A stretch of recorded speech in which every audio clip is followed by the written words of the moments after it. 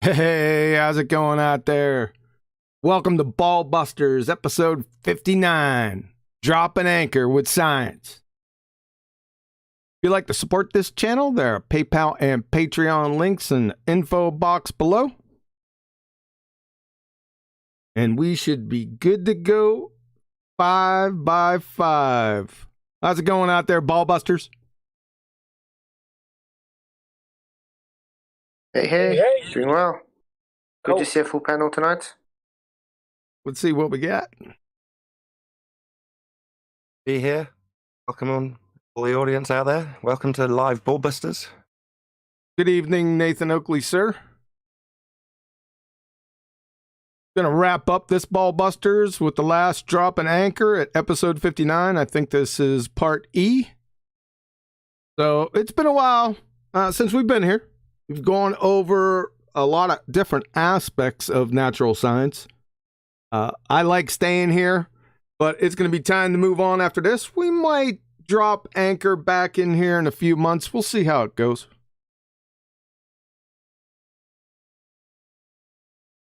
We got a worthy endeavor. You think it's a worthy endeavor? Definitely. This is the key to our success in terms of overall rhetoric, being that the globe has got science on its side. That's what they call us science deniers. It's all a big ruse. They haven't got any science, and now we're taking the argument to the next level by actually providing them with true scientific definitions of their claims, which aren't backed by science. So this is crucial. And for me, it was a particularly important part of my journey in terms of winning in the debate, showing science. So if you haven't paid attention to these last 4, maybe 5 shows, then you should have done. And hopefully this will be like a summary show for everyone who's watching. And I like all of the shows. I'm going to stress the importance, how important it is to understand what science is and what science isn't. If you do have a good understanding of science, you'll be able to defeat any globehead argument. They don't have any science, and they'll claim it all the time. Yeah, it's a paradox with I don't... Somebody Jedi mind tricked them and told them there was some type of science in sphere ball-tard Earth. I don't know why. It's like they set them up for failure. Yeah, it's amazing. They think you don't need experiment to be scientific. They don't even know what an experiment is. that's the really hilarious part. I don't know what to say about that. I really don't. I'm baffled. Well, it would be good if they actually knew what a hypothesis was in the first instance. They don't know what that is either. Somebody Jedi mind tricked them. Hey, listen, pseudoscientists, I really appreciate that. It's like hanging it. They're giant watermelon size hanging curveballs. It's easy. I can go in blindfolded and give me your best shot, meat, and just start jacking it yard. So I love it. Thank you very much. Please more. Darn phone. All right, hold on one second. Yeah, it's a great day. Yeah, it's a handful of a day too. Apparently, I got a house full of teenagers. My word, I haven't thought this through about 18 years ago. It's my daughter's birthday today, so it's crazy house. Yeah. I didn't think this one through 18 years ago. Happy birthday. You always lose control eventually. Yeah.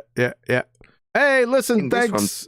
Hold on a second, Nathan. Got some super chats. I do have super chats. I can't see the chat, however. So if anything happens in chat, somebody got to tell me the studio live chat is playing its squirrely games again. I only have my post in there. I can't see anything else. But want me to read it out? No. I got the super chats. It is populating those. So Unitox Femu, Sasha, Rumpus is idiot. That cost me 2 pounds. That's number 1. He's got 2 more. Struggle between common sense and imagination. And the last one, experiment is when you blindly mix 2 things. Ah, yeah, the double blind chemistry experiment and the physics experiment. Yeah, Thanks a lot, Sasha. Appreciate that, man. You're all over it. That's flat Earth math. That's from the past. It's two. It's not only flat Earth math. I did the show on him, but he got it from Sly Sparkane. So Sly Sparkane Jedi mind tricked flat Earth math, and flat Earth math parroted. Two. So I got a twofer. Love it, man. You know what? That one still tickles my wife to death. Out of all, now I haven't shared every one with them, but every one with her, but I did share that one, and I wish I had the camera and took a picture of the look on her face. It was priceless. Because my wife's got an actual science degree, so she's familiar with the vocabulary, even though she's been away from it for many, many years. She still has part of the vocabulary, so she understands it. Came up with a couple of chemicals to mix on the spot that would cause catastrophe, and them in humorously. Or maybe she didn't. I don't know. Who's that? I'm harking back to an old Simpsons when he's in a chemistry class, and the teacher says, "You do know what happens when you mix acid bases, right?" He goes, "Yeah, of course I do." And then he pours them together, and the whole lab explodes. just the thought. Just think about it. Even if you have no experience, right? No clue of science, right? A double-blind physics or chemistry experiment. I don't know. Just the regular everyday Joe. You would kind of, raise a weathered eye with that. I'm thinking. I don't know. Maybe I'm off base. How would that work with the quantum erasure experiment? You have a tramp run it, and before you can find out what the tramp's found out, he runs away, and then you and the other guy in the double blind are just left scratching each other's heads, wondering what happened. Yeah, but you see, a double blind, you have to have a treatment group. See, this is what they do in the medical field, epidemiology. For double blind or single blind experiments, those speak to the experimenter and the treatment group. So you must have a treatment group. As soon as you say blind, right, that immediately invokes a treatment group. Like humans.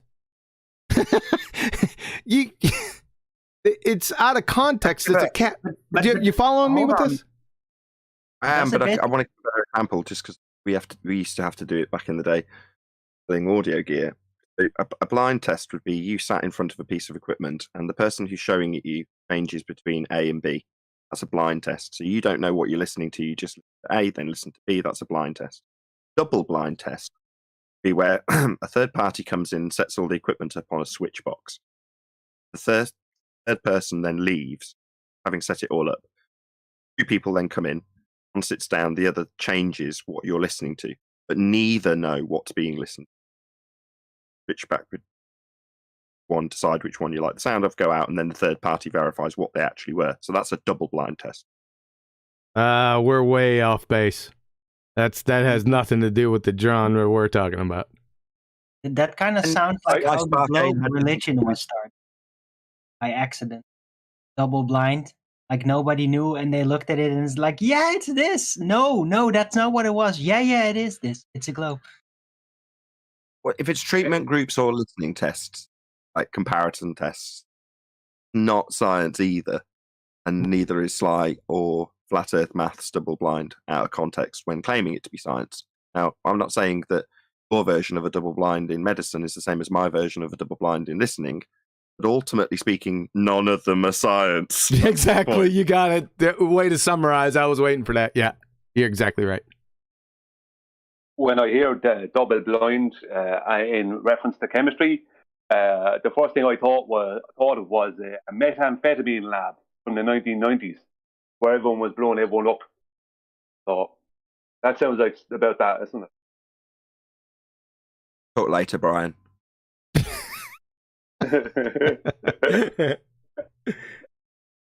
Yeah. Sweet. So what else is going on out there other than the crazy teenagers in here, man? I was going to say, surely the mistake would be having a show on a kid's birthday as opposed to conception however many years ago. As opposed to conception. It's not her birthday today. It's just her birthday party day. Okay. So good enough excuse to have a Ballbusters. Yeah. They don't really care about what shows I'm doing. It doesn't impact their lives at all. I understand. I'm just a dad, Matt. That's all right. That's okay. See, you're up and running for 2 in the future, and let me tell you something. It goes fast. Get ready. Yeah, yeah. My third is on the way. Third, yes, you said. Yeah, News. next month. And Wow. you're not allowed to have arms in England. Is that correct? What now? You're not allowed to have arms. That is weapons in England. Oh, thought like There you all are, yeah. arms are Yeah, you amputated. have to have a license. Yes, you can have weapons. You just have to have a license, is what you said. Correct. Okay. I've shot a shotgun a fair few times at clay pigeons and things. Sure. You have to have a license.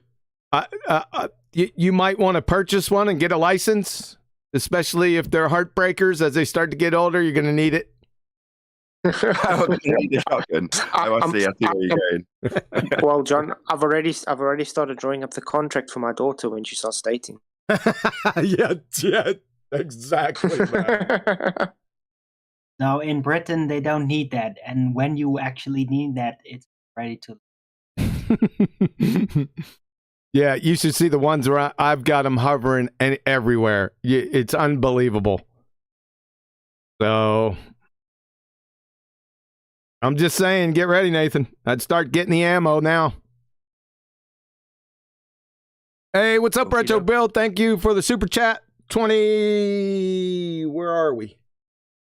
Big hello to the panel. Big hello to you, sir. Knock 'em dead, QE. Roger. Hey, knocking them dead. Speaking of knocking them dead, let's get this on. I want to shout out again for a shameless plug.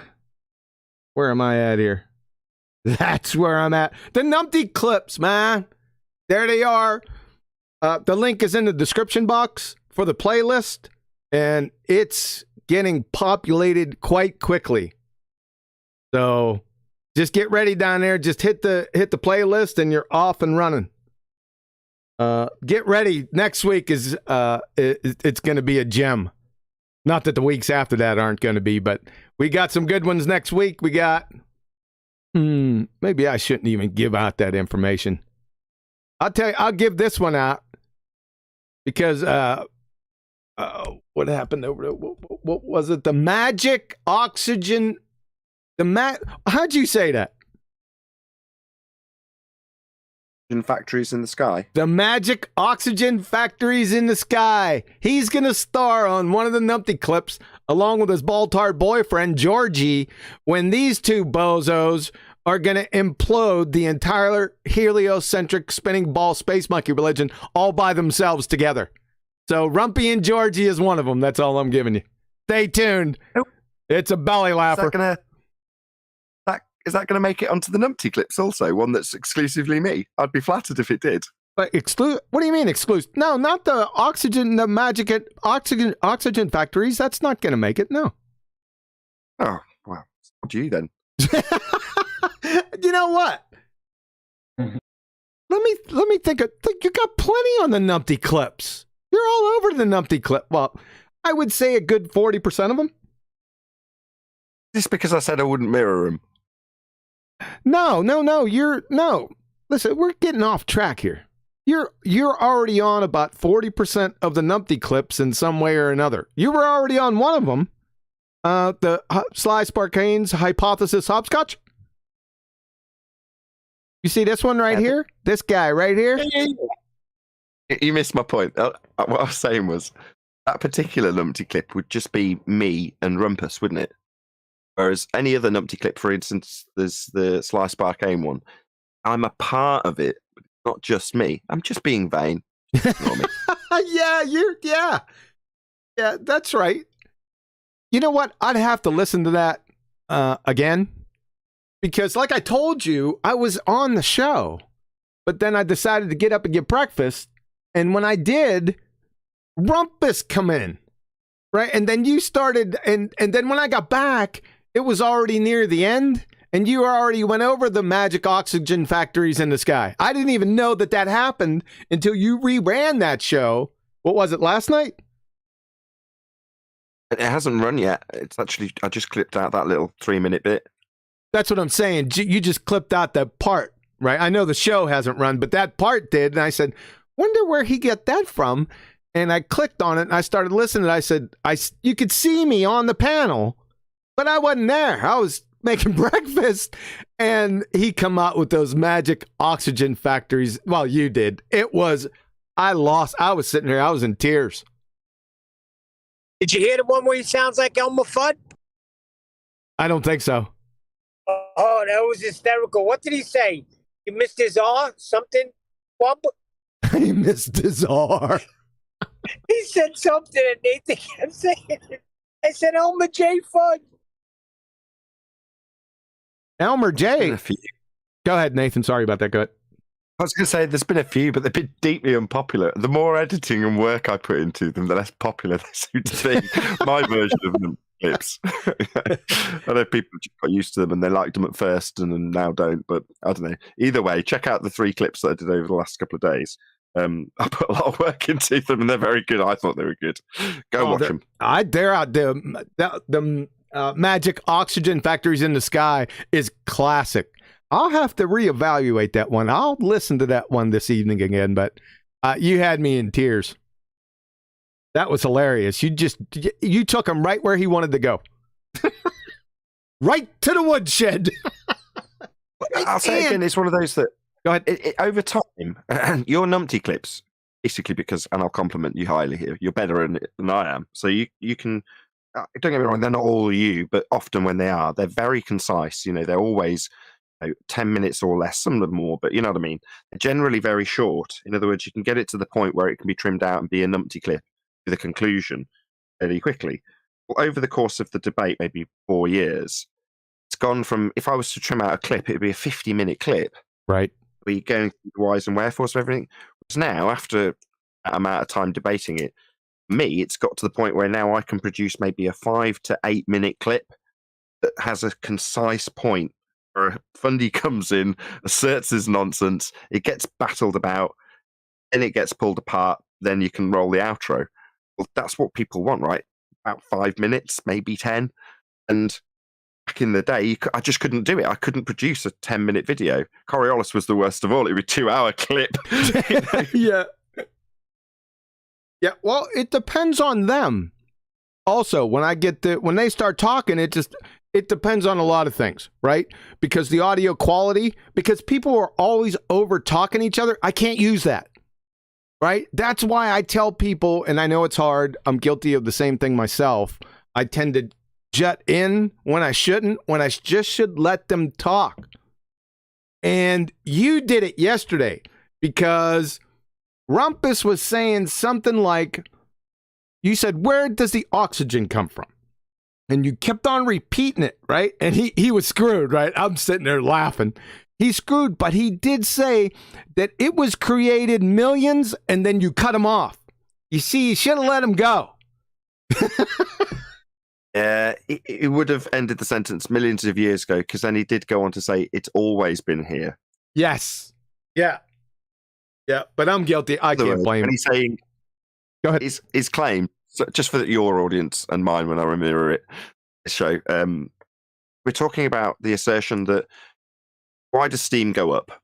Well, it's going up, so it's violating gravity. But to get around that, they'll say, well, the air around it's going down. Well, what air's going down? It's expanding in all directions and starts at ground level. It's going up. It's starting its journey on the ground and making its way up to the top of Everest, in some cases, very high up. So it's definitely going up. But they need it to go down, right? They need a force. They need it to go down, because otherwise it'll all be sodding off into space. So, and I'm asking him, what gas is going down. He's like, all of them. Name a specific gas. Well, oxygen. So oxygen's made in the sky and falls down, go boom, boom. There's magical oxygen factories in the sky. Well, no, it was here. Hold on. It was here all the time. It was created millions of years ago. That was his argument. Like, no, it's created at ground level, making its way up. Not created in midair. Nonsense. It's created in midair. You had him too. As soon as you said that, I said, I wonder where this is going to go. It's going to be a woodshed moment here in a minute. And he started stuttering because he knew he was done, man. It's so numpty. I'll tell you what, that is numpty worthy. I'll tell you that much. But wait till you get a load of Georgie and Rumpy on the numpty clips this week. Remember, they're every Monday, Wednesday, and Thursday at 2 p.m. So this is going to be a classic. It's classic, man. You'll love it. Awesome. Sometimes those two arguing amongst themselves is hysterical. There's been a couple of occasions where I've heard them arguing over what Coriolis is and isn't. Yeah. They'll contradict and argue amongst themselves for about an hour. Very amusing. Yeah, there's a few of you with Georgie there. They'll be coming up in the next few weeks, you know. So, especially with Coriolis. You drug him around many times with that. It's embarrassing listening to him. All right, so let's see where we're at, man. Nathan, what was that word he said? I can't think of the word he said. Who? Rumpus, when he sounded like Elmer Fudd. I mean, interrupted. That's it. What? What did you say? So he's stuttering. He's up against the ropes, right?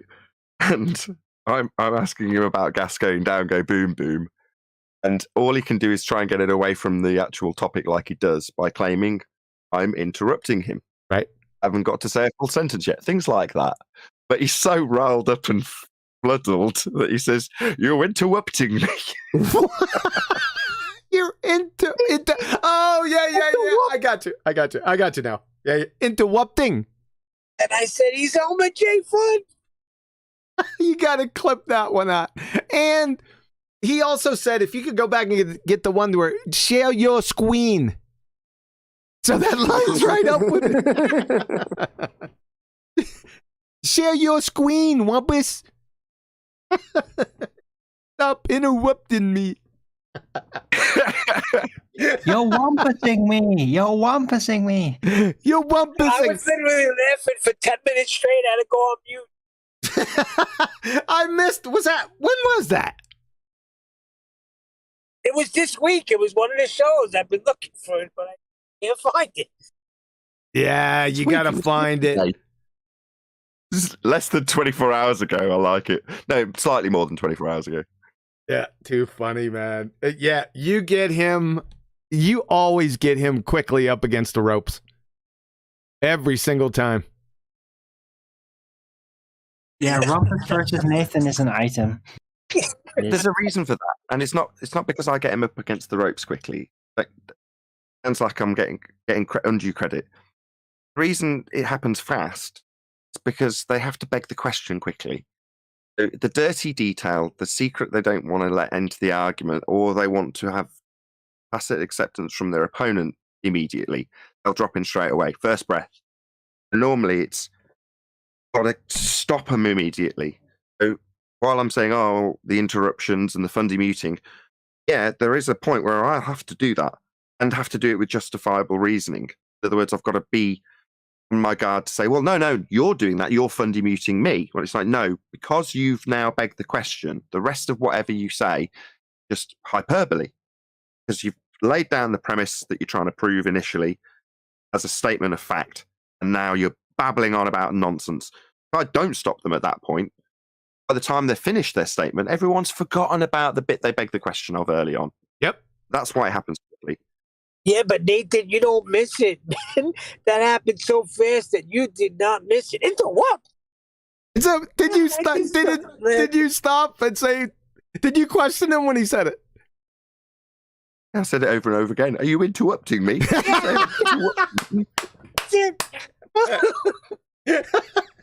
You got to clip that one out, man. Please, please. Don't make me go searching for it. Okie doke. Hey, shout out to Tony Wickham. Appreciate that, sir. Super chat. He said, living on a spinning ball Earth would be akin to being on a continuous fairground ride. You're exactly right. It's preposterous, ludicrousness, absurdity. Yeah, thanks for the super chat, man. You're right. Yeah, exactly. And you would know it too, right? If you're moving, especially angular movement, the semicircular canals, the vestibular apparatus will tell you that you're moving and making any change in angular movement or momentum. Yeah, everyone would know it. Yeah. It dies right there. I don't even need to show the inertial frame, star and moon rotation, which kills it dead.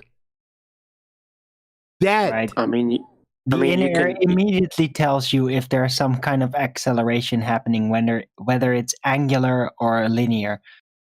You know what? Since even you- constant speed. Go ahead, Flatsoid. I'm saying even constant speed. I have yet to not feel a constant speed, no matter where I am on what I'm traveling. I'm going to try to pull that up. That's only because of typical vibrations, though, associated with a constant speed.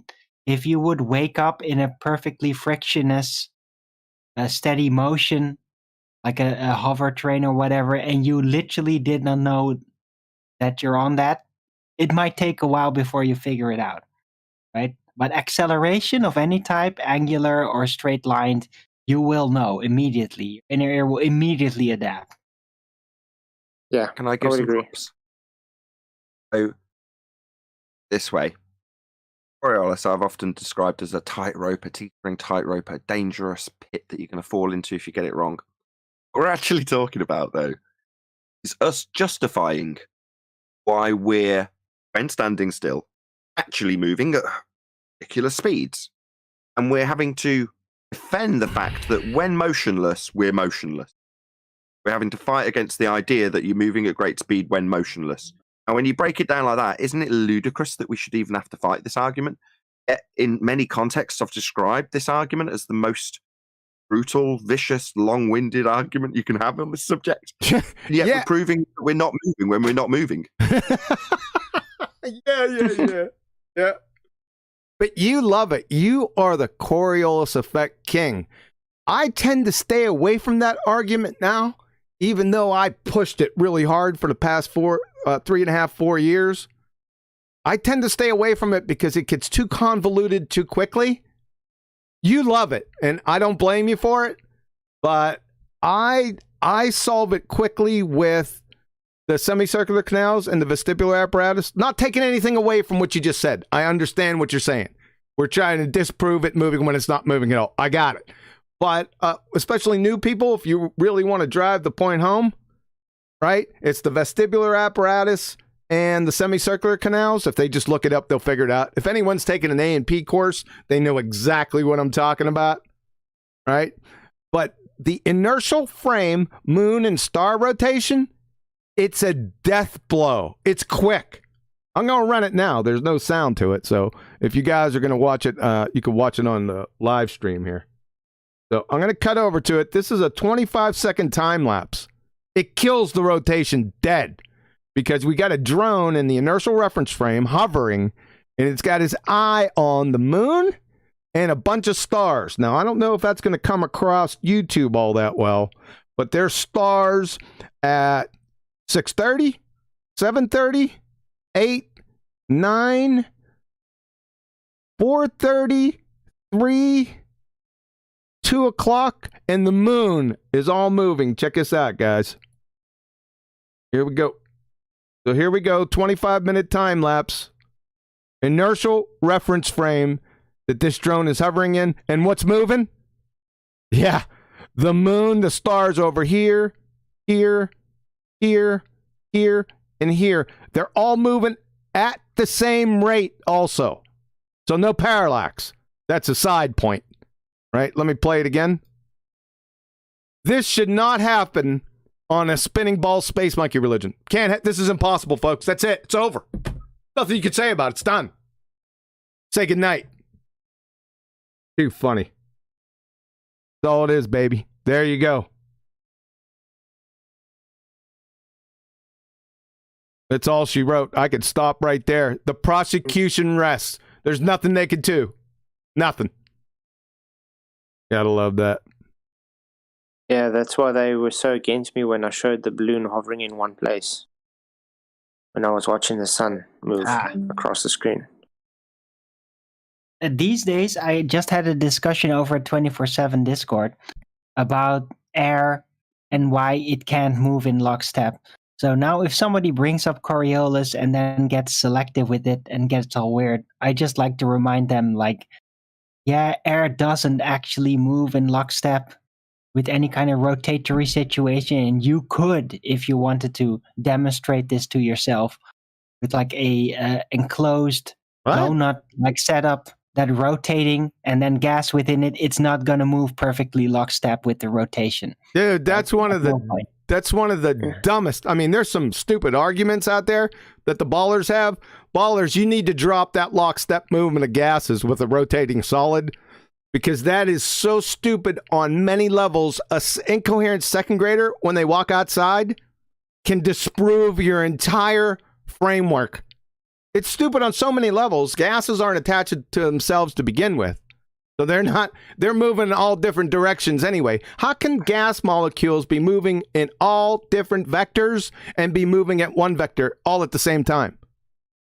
Yeah, but that goes against Coriolis too. No, but they move because of pressure differentials. That doesn't. I'm not talking about that. They say, yeah, but that's you're getting off course. Focus. They're saying that if it moving in lockstep, that means it's moving with the Earth, traveling from what? West to east. That's it, period. You don't have to bring anything else into it. Right? Yeah, you wouldn't have wind if it was. All you have to do is go outside and feel an east breeze on your face and it's over. What about clouds at different levels of the atmosphere moving in all different directions? What are you going to do about that? Don't forget, if you stand in a valley, the winds move different directions. Yeah. It's one of the stupidest arguments I ever heard. They get themselves train wrecked. That's what led Rumpus to say that the air is not the atmosphere. Right. That's exactly. But still, despite it being very stupid as an argument, if you actually understand physics, it's still a common misconception. I'm just saying there is actually a physical way you can prove that it could never be possible. You could physically demonstrate this to yourself with a very specific setup, right? The gas is not going to move lockstep. Liquid might at some point, maybe not perfectly. Solid will probably do it. Gas, however, no, it doesn't matter. It doesn't matter how hard you spin it, how long you spin it. It's never going to fully move in lockstep with the situation. And that just completely throws out that option. Their claim involves a surface boundary layer. Like when you store coffee in a mug, there's a boundary layer around the edge of the mug between the liquid and that's created between the liquid and the surface, and that's what stops the coffee from continuing to swirl. Sorry, so they're trying to claim that there is a surface boundary layer that gas adheres to. Do you know what I mean? And even in their own model, when you look into their data to do with their atmospheric data, they try and claim that due to the rotation of the Earth, that there's what they call easterlies and westerlies, I think they call them. And that means a load of these winds move west and a load of these other ones move east, and it's all because of the rotation of the Earth. But that can't happen if it's all moving in one lockstep motion. You can't have any kind of other motion. You can have only the one. It can either be west-east or it's not. It's one or the other. I got it up on screen, right? Well, go ahead, Nathan. I got it up on screen. I just want to know, where do they get the moment of inertia with the gas moving? They don't. It's not susceptible by momentum, only by local pressure differential. It does not care for movement of anything, only the pressure differential. There you go, That's folks. my point. There you go, folks. I got it up on screen right now. We've all experienced this, but this is just a visual just for right now. You got clouds at different levels of the atmosphere, all moving in different directions. That's impossible. I don't even know why I have to go this far. An incoherent second grader can deconstruct and then just batter this silly argument about the head and shoulders with just a flurry of blows. Too funny, man. Well, we've gotten off course pretty quick. That's all right. It's a good course to get off of. Nathan, did you want to add anything to this?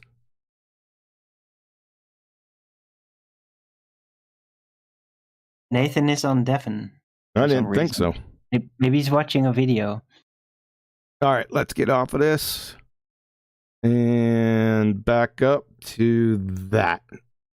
Go. All right, we're almost there. Is he on deafen? Yes. Something must have happened. He's off. Anything you want to add to that, Nathan? He's probably got kids climbing all over him. No problem. Let's get... But I had good evening. Hey, good evening, Adam. You're right on time. Hey, Adam. Always. Hey. I'm like a poorly cultural Jewish family. That Saturday night tea keeps me listening to the start of this show, mate. So apologies, but it was a very nice tea, so it was worth it. But I've caught the last 10-15 minutes, but I've just been listening. But You're interrupting. well, that's why I didn't even join in late. I've just brought Photoshop out, so I'll have a little present by the end of the show, I reckon. Ah, sweet. So yeah. So we have to go over it before we get into the presentation. You had tea. This has got to be some type of aristocratic meal. Please enlighten us. Oh, I've been working hard today, laying the paving, so it was a nice hearty pasta dish. So it was pasta as ravioli stuffed with porcini mushrooms and truffle, then in a fresh egg carbonara sauce with some thinly sliced mushrooms, fresh and fried pancetta, and then topped with some freshly grated parmesan and lovely truffle infused olive oil. What did I tell you, folks? High class. What did I tell you? Sounds delicious. You posh. Very Italian flavour. I thought Neil might fancy that. It had a proper rustic Italian dish. I knew it. I knew you wouldn't disappoint, man. It's my wife that never disappoints, mate, not me. Where did she get her cooking acumen from? I think being brought up in the 70s, so she was cooking Sunday dinners by the time they're 12. Weren't you? That's what you did, didn't it? You know what I mean? So always done that, and then yeah, I mean, multicultural now takes it. What? Oh, sorry. No, I'm interrupting, but multicultural cooking, basically. Oh, right. Yeah. Well, her mum's English and dad's Scottish. She's Scottish, but then they grew up in Germany for a while, and obviously we got the house in Italy, so you get the schnitzels and you get the pastas, and yeah. I'm a lucky man. Yes, you are. You married well. So did she. Go on, by the way. Yeah, she did. She did, man. All right, let's roll, man. Let's roll, dude. We're going to roll through the presentation. Unless you got something more to add. One little statement. Like, basically summarizing it all. The scientific method is what segregates the realist from the fantasist. Watch out with the realist talk. Just be careful with that realism. I'd choose another term. But that's just me. If you have a better terminology, I'd like to hear it. Yeah, I don't think I wouldn't use realist because that comes with some baggage, but I understand what you're saying. Yep. Right. Yep. In opposition to fantasist, right? That's why I used it. I don't want to digress down that road. I understand what you're saying, though. Yeah, they're all fantasists. There's no doubt about it. I don't like to say it's hard. And I get pissed when they put all flat earthers, when they always say they. But in most cases, the Baltards sing the same song, right? I've very rarely seen, maybe on a couple minor occasions, they might be off, but they all collectively mindlessly parrot Wiki or Discovery Channel, right? So they can't be off their sheet of music too far. They can't go outside their bounds. That's why I can justify it and say they as a stereotype. But as collectively, they're clueless on what science is. They have no idea. We all know it. We all hear it. We all laugh at them, right? Justifiably so. All right. Yeah, they're all very liberal in their reality conceptions. In their reality conceptions. They don't know what science is. Natural science. Right. They're afloat. They're liberal. They're free from reality. Free thinkers, huh? Let's get to it. Mic discipline, please. All right. Like I said, this is the last part of the anchor dropping in natural science and the scientific method. There's some nuances here. We've gotten through, what science is, peer review, hypothesis construction, what are independent and dependent variables, what constitutes an experiment. Now we're in just some nuances. Like I said before, we'll start off with natural experiments, observational studies, and field studies. In fact, I heard somebody talk about field studies yesterday. I couldn't believe it because you never really hear about these. I put this presentation together because I felt eventually they're going to, make a mistake on Wiki and Google and find themselves in this. And either natural experiments, observational studies, and field studies, I figured they'd get there. I can't remember who fell into it, but it was yesterday.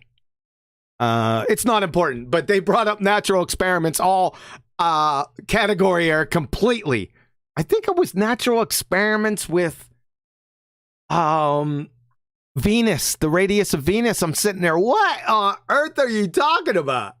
And they started talking the independent variable was radius or something. I'm like, where are you getting this from?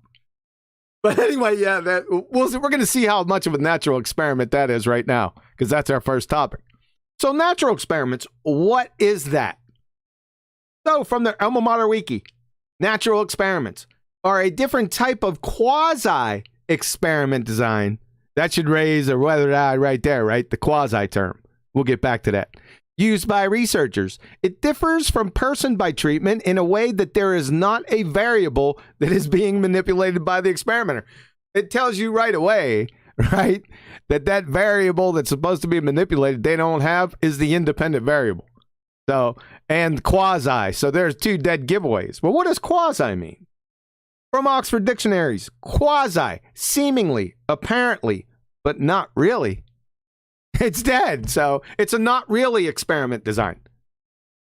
Funny, huh? It's a seemingly experiment design. It's a sham. Synonym, quasi, pseudo, not real or genuine. Like I said, sham, spurious. Right? So this is a train wreck. Anyone that brings this up when you hear natural experiment, red flags should be popping up. Ask them to define it. Bet you they can't. I'll bet the house. Let's go to Craig P. using natural experiments to evaluate population health interventions. New Medical Research Council guidance from the Journal of Epidemiology and Community Health. Right? Peer-reviewed journal. The term natural experiment lacks an exact definition. Uh-oh. We got troubles in Shangri-La. You mean you can't even define this monkey? I digress. And many variants are found in the literature. Yeah, I bet there are. The common thread in most is that exposure to the event or intervention of interest has not been manipulated by the researcher. Yep. And I got brackets here. What does that mean? I.e. read no viable independent variable or no experiment. That's what that means. It's over right there. So experiment is in the word and it's not an experiment. That's what fools them because they see the term experiment and Yeah. Oh, I got him now. I got QE now. Yeah. Please. I want you to bring it up. There are important areas of public health policy. This is where natural experiment is employed. Check this out. Such as suicide prevention, air pollution control, public smoking bans, and alcohol taxation. Where natural experimental studies have already contributed a convincing body of evidence. Wow, that sure sounds like natural science to me. Is suicide prevention, air pollution control, public smoking bans, and alcohol taxation friggin' physics, chemistry, biochemistry, or biology? You wouldn't think so. This is a joke, folks. Then we got the other kissing sister. They're three kissing sisters. Observational studies. From Hinkelman, Klaus, Kepthorne. Design and Analysis of Experiments. Introduction to Experimental Design. Part 1, Volume 1. Observational studies are not experiments. So they just lead out and tell you that these are not experiments, right? We could stop right there. Essentially, right? Why read anymore? Because we know what the problem is. By definition, observational studies lack the manipulation required for becoming experiments. It's over. I don't have to go any further. So please bring up observational studies with sugar on top. And then the last of the kissing sisters, field studies. They're not scientific experiments either. From their alma mater wiki. However, like natural experiments, field experiments suffer from the possibility of contamination. Experimental conditions can be controlled with more precision and certainty in a lab. Yet some phenomena, they're giving you an example of a field study right here. For example, voter turnout in an election cannot be easily studied in a laboratory. Voter turnout in an election? What the heck does that have to do with natural science? Is that physics? You're in a category error. If you didn't know it, morons. By the way, if you brought any of these up, you'd fail 5th grade general science. Thanks. Regards. One of my favorites. Natural science versus scientific theory. I usually bring this up with quote unquote educated people, especially in any of the actual science disciplines. This usually sends them for a loop, right? Because they haven't thought about it. They're just parroting this stuff, right? And it catches them off guard. It'll stagger them, right? Try it. Try this with somebody that's educated, like PhD in chemistry or biology, and bring this subject up. Make sure I'm a fly on the wall, because it's going to get downright interesting. So, what's the difference here? Scientific theories, they explain the hows and the whys, the mechanisms and the process, and identifies the cause. For example, germ theory. Scientific theories are the result of validated, confirmed scientific hypotheses that have been rigorously tested. The result of the scientific method is always towards a scientific theory. That's what you're trying to go for here. They're always explanations, as opposed to natural laws. They're descriptions. Like I said the last time, it's a fundamental misunderstanding. I don't even think it's a misunderstanding with people. Most don't even know what these terms mean. They're very simple. Explanations and descriptions. Explanations give you the hows and the whys, and descriptions are what they are. They only show the what's and the is's. That's it. That's the big difference between them. Very simple to adjudicate. Natural laws describe, like I said, the what's and the is's. The cause is not applicable. They are based solely on observations, often expressed mathematically. For example, second law of thermodynamics. Now, I'm not saying that natural laws are wrong. I'm saying that they're not science. They're not natural science. That's all I'm saying. So don't put them in the same category. With natural laws, the cause and the how and why mechanism are both nonsensical and invalid inquiries.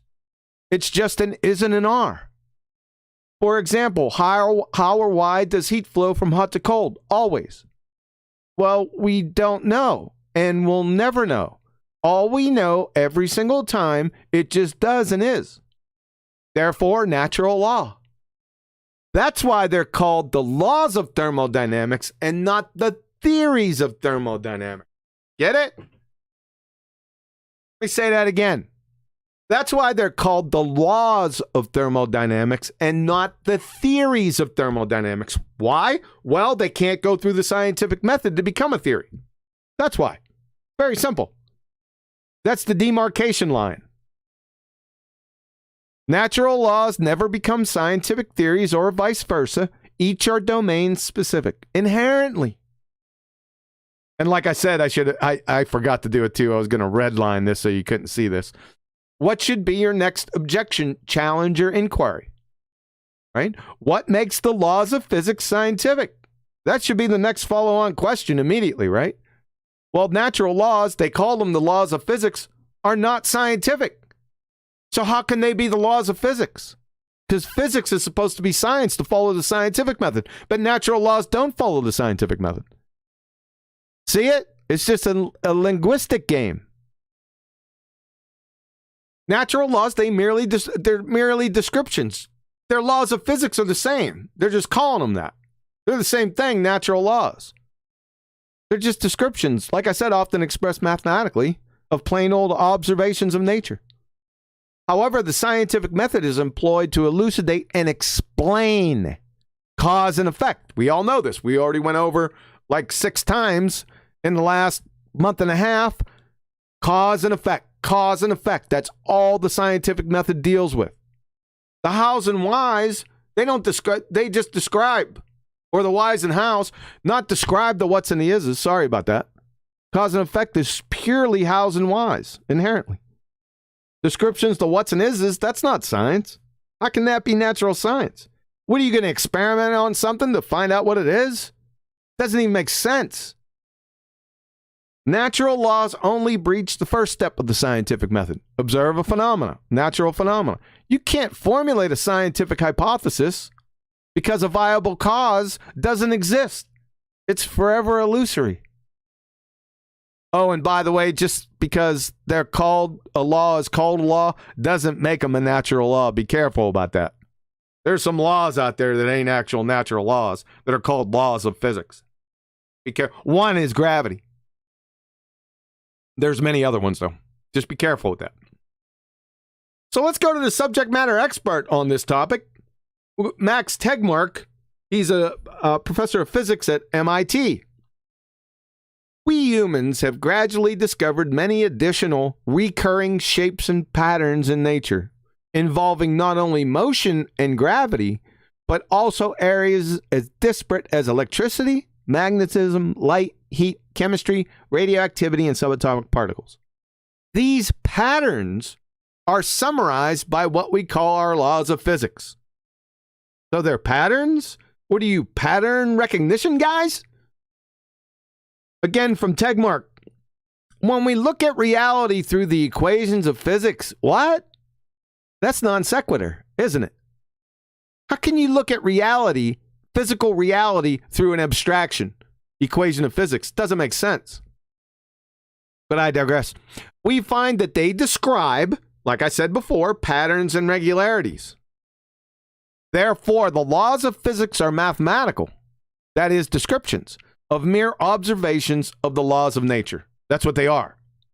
But there's a misnomer, physics, right? They place physics in there. It shouldn't be there. But wait a second. My son is a video game master champion. He can readily recognize and describe the recurring patterns and regularities present in the game, all the while being absolutely clueless about the underlying architecture or software of the game. But he intuitively knows that the patterns and regularities in the game are not the cause of the game. Follow? And is now my 15-year-old son a scientist? No, you wouldn't think so. Number 2, how can the laws of physics, that is, descriptions of patterns and regularities in nature via equations, have anything whatsoever to do with the scientific method, science, when the scientific method is solely based on hypothesis testing, which is only employed to explain cause and effect relationship, the hows and the whys? You're in a category error. Explanations and descriptions, they never cross paths. They're two totally different things. Describing focuses on what's and is's, like we went over before, whereas explanations focus solely on the hows and whys. There's an unfordable abyss between those two, explanations and descriptions. It's just that simple. If you understand that, then this flows naturally. No pun intended. There's kind of a big difference between describing something, like I just said, kind of a big difference between describing something and explaining cause and effect. Like a whole category and actual hypothesis testing, experiments. Watching heat flow from hot to cold or gases flow from high pressure to low pressure isn't an experiment. It's merely observing a phenomenon. Have the laws of motion, which are debunked by the way, ever caused a single billiard ball to move across a table? It's non sequitur, right? It's just description. It doesn't do anything. Just describing. The story begins and ends at the first step of the scientific method. Is that science? Nope. But what do they go? But we can predict. That's a favorite word of theirs, isn't it? Predict. My word. They don't even know what it means. Mystic Meg.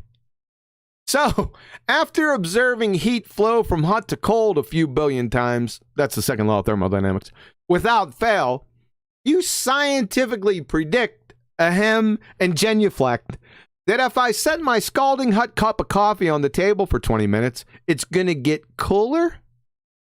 Wow, a seer! Thanks, Captain Obvious. You must be a scientist. Clowns. A complete moron at the beginning of time could have reached the same conclusion in a coma. Basket weaving is more scientific than the scientific laws. This is a misnomer.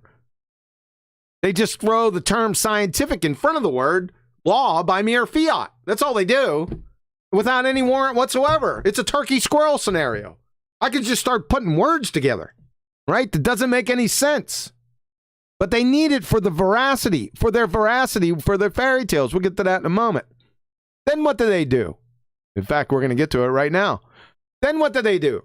Well, since heat flows from hot to cold always, describe it using equations, then pronounce from the rooftops that this is a scientific law, i.e. science, and genuflect again. This is second grade slick, because it greases the skids for their propaganda efforts with Joe Coffey and Sally Psycho, the masses of the scientific illiterate public, to now put the term scientific in front of just about anything for veracity and validation. Right? It's just linguistic gymnastics. It's not even gymnastics. They just throw the word in front of it. That's why you get evolution, big bangs, multiverses, black holes, gravity, what I call gravy waves, dark matter, spinning balls, ether. See the game? That's how they do it. It's just a word game.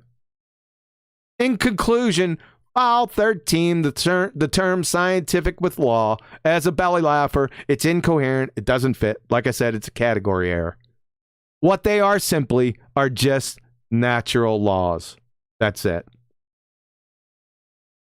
So, taking everything we discussed above concerning the scientific method and the empirical nature of it, why are people arguing ad nauseum, never ending, over whether the Earth is a sphere or a flat plane without quick resolution? That should be sending off alarm bells and popping up red flags right from the start. Why is there even a debate? Right? That should be your first clue. Do people argue incessantly whether the lack of vitamin C causes scurvy or the lack of insulin with type 1 diabetes patients causes DKA? Do you ever see, focus groups or websites or forums with people arguing this? No, you won't, because it's a duh. It's over. Because they're both empirically validated by experiment. There's nothing to argue over. There's no subjectivity. It's not an agree or disagree scenario. Right? You see it? Is the Earth a sphere or a flat plane? Is that a cause and effect question? Or is it a concrete noun question? Description? Or what it is? It's a what or it is. So it can't fit in the scientific method, making it not science by definition. Key point, concrete nouns or what's or is questions are outside the purview of the scientific method. Just why you can't go in there. Can't do anything with it. Only why or how questions based on observations can be adjudicated or reconciled. We went over that a couple presentations ago with my two-step algorithm. Right? Is this a how, why question or a what is question? Is this nature or man-made? That's the two-step algorithm. It can't be adjudicated by it because the scientific hypothesis is based on cause and effect reasoning. It's over. From Lowell C., Cambridge University Press. A scientific hypothesis does not merely state X and Y may be related, but explains why they are related. It's cause and effect. It's not a description. Any moron can describe something. They can make up a convention or a categorization system and describe it. As long as you're on the same sheet of music, you're good. But if somebody's outside your convention that don't know what you're talking about, they look at you like you're a moron. It has nothing to do with science whatsoever.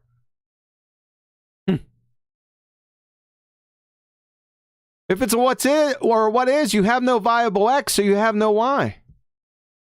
So for concrete nouns, that is it a sphere, ball, or a flat plane? Those are two concrete nouns. Your only recourse is to attempt to explain the cause of either, the why or the how, right? How can you do that? So basically, each and every single train wreck proof of a sphere, or flat for that matter, everyone bumbles, stumbles, and fumbles with a non sequitur fallacy on nuclear steroids. Why? You have no, like I said, you have no viable independent variable. And number two, you have no coherent question. All are inane bollocks. And boil down to, why is a bread box true or rectangular, true or false? Or why or how is a bread box rectangular, true or false? That's your question. Of course, you're not going to say that. No one would, or they'd put you away. Right? So how is this science? How is this natural science? Because that's the question you're asking. That's the hypothesis. You're batshit insane if you'd say that. Every single claim from the ball-tard spinning space monkey religion is an affirmative consequent form of logical fallacy. Every single one. Now, they may only give you half of it. Right? They won't finish it because it's too stupid. But they'll give you the first half if P then Q. Well, it logically follows what you're implying, so I just finish it for them. Right? But every single claim is, evolutionists did the same thing back in the day. Couple examples, one with evolution, one with or in our genre. If evolution is true, P, then insert any Darwinian grab bag post hoc observation, fossils, homology, similarity, genetic variations, and others, Q, thousands of others. We observe a post hoc observation, Q, therefore evolution is true, therefore P. This is a fallacy, folks. It's a logical fallacy. It's a train wreck, logically. Or to put it in our terms, if the spherical Earth with a radius of la is true, P, we will observe differing elevation angles to Polaris, Q. We observe differing elevation angles to Polaris, Q, therefore the spherical Earth is true, therefore P. You can see it right there. It's so stupid, right? It's idiotic. It's non sequitur. Why it's fallacious. The logical fallacy is that P doesn't necessarily follow from Q. Duh. This should give it away. If I had just eaten a whole pizza, I would feel very full. I feel very full, therefore I've just eaten a whole pizza. Therefore P. That's preposterous. Couldn't I have eaten a 20-ounce ribeye with fries or the old 96er? Sure I could have. Or any thousands of different combinations. Prove the spherical Earth first, crayon munchers. Goodness gracious. What we got here in Shangri-La is a screaming testimony documented over and over and over again of what happens as a result of what I call the game. Here's the game. Pay close attention. This gives it up. We have the pseudoscience religions, astronomy, astrophysics, cosmology, paleontology, geology, anthropology, geology, evolutionary biology, yeah, whatever that is, and I'm still laughing. Theoretical physics, Crocheting is more scientific than all these clowns combined. Why? Well, neither of the masqueraders can follow the scientific method. Science. They just can't do it. By definition of what they are. Because the pseudoscience priests from the religions above know, they know this. They know that you don't know your ass from a pipe wrench when it comes to science. They're banking on this. So they know that Joe Coffey and Susie Psycho, that is, the ball-tard spinning space monkey masses, wouldn't know what actual science or basic reasoning was if it landed on their heads, spun around, and whistled Dixie. That they can pretty much pontificate anything under the term science via a clumsy equivocation fallacy, or like I said above, second-grade linguistic word game gymnastics, and have their brain-dead religious hordes from their congregations mindlessly bagak any and all manner of blatant pseudoscience religious propaganda, read fairy tales, that they hear directly from them or the metric tons of sermons posted on their church's website, Wiki, Google, or thousands of affiliate websites. However, this is the key, and we all experience this, right? When the pseudoscience priests or anyone from their congregation is directly challenged, and let me go back to this, most of the pseudoscience priests, they don't let themselves be directly challenged, right? You'll only hear themselves by themselves talking. You'll never hear, very few times will you hear them challenged or have somebody question them. That should raise a weathered eye, but I digress. However, when the pseudoscience priest or anyone from their congregation is directly challenged, that's who gets challenged. The ones parroting their pseudoscience bullshit. Whenever they're directly challenged by anyone with a 5th grade general science acumen or better, and or can fog a mirror, they then call the challenger names without argument. Pick an appeal to ridicule fallacy, akin to the tactics employed on the 2nd grade playground, carpet bomb a barrage of logical fallacies, contradict themselves with every other breath, and muster their hordes and appeal to the consensus, another fallacy, of their pseudoscience congregationers and priests. That's the game. Rinse, repeat, rinse, repeat. That's what we've been doing for the past 5 years. You know it and I know it. It's simply pseudoscience religion, parroted incessantly by fanatical, indoctrinated wankers, red, spinning space monkey ball-tards that couldn't tell the difference between a Bunsen burner and a beach ball. Now here's the kicker. Then they rail against religion, don't they? With voracious anger. Sorry, I'm thinking anchors. They rail against religion. You hear them, right? Religion this, all that. We don't deal with religion. We're scientists. Yeah. They rail against religion as a juxtaposition to their pseudoscience. All the while being neck deep in one. Scientifically falsified religion, by the way. It's mind-numbing. Why would they do it? Because they're just parroting, right? They're train wrecking themselves. It's a spade shovel in their own faces. They don't even realize it. Thanks, Globe-Tard Goobers, for perfectly illustrating. The end. Questions, comments?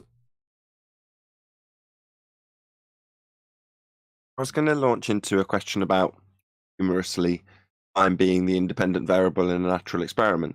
But I'd rather start with the game, because that is a beautifully succinct summary of what occurs. Everybody will parrot the priesthood, who are unchallenged and dogged in their assertions. It might be that they're doing it to an interviewer, a bimbo of sorts, or if it's discussed with passion, it'll be discussed amongst the fraternity. It'll be Carl Sagan and Fox and Tyson all in the same room. Not that that's possible, but you know what I mean. And they'll be potentially disagreeing with each other on some minor detail that they're trying to thrash out. I think that happened recently, actually, with Cox. A whole bunch of other astrophysicists, pseudoscientists, calling him out on something that he didn't quite understand. Anyway, you won't see anybody challenging a specific individual like Tyson being on Flat Earth Debate. That would never happen. I've said that many times. What will happen is the person who listens to Tyson comes in, tells me what Tyson has told them, like they're uber smart, gets challenged, pulled apart, debunked, then we get called idiots. And then they pool on the consensus view. That is the game. It's a very succinct summary of it that you ended on there, and I think it's brilliant.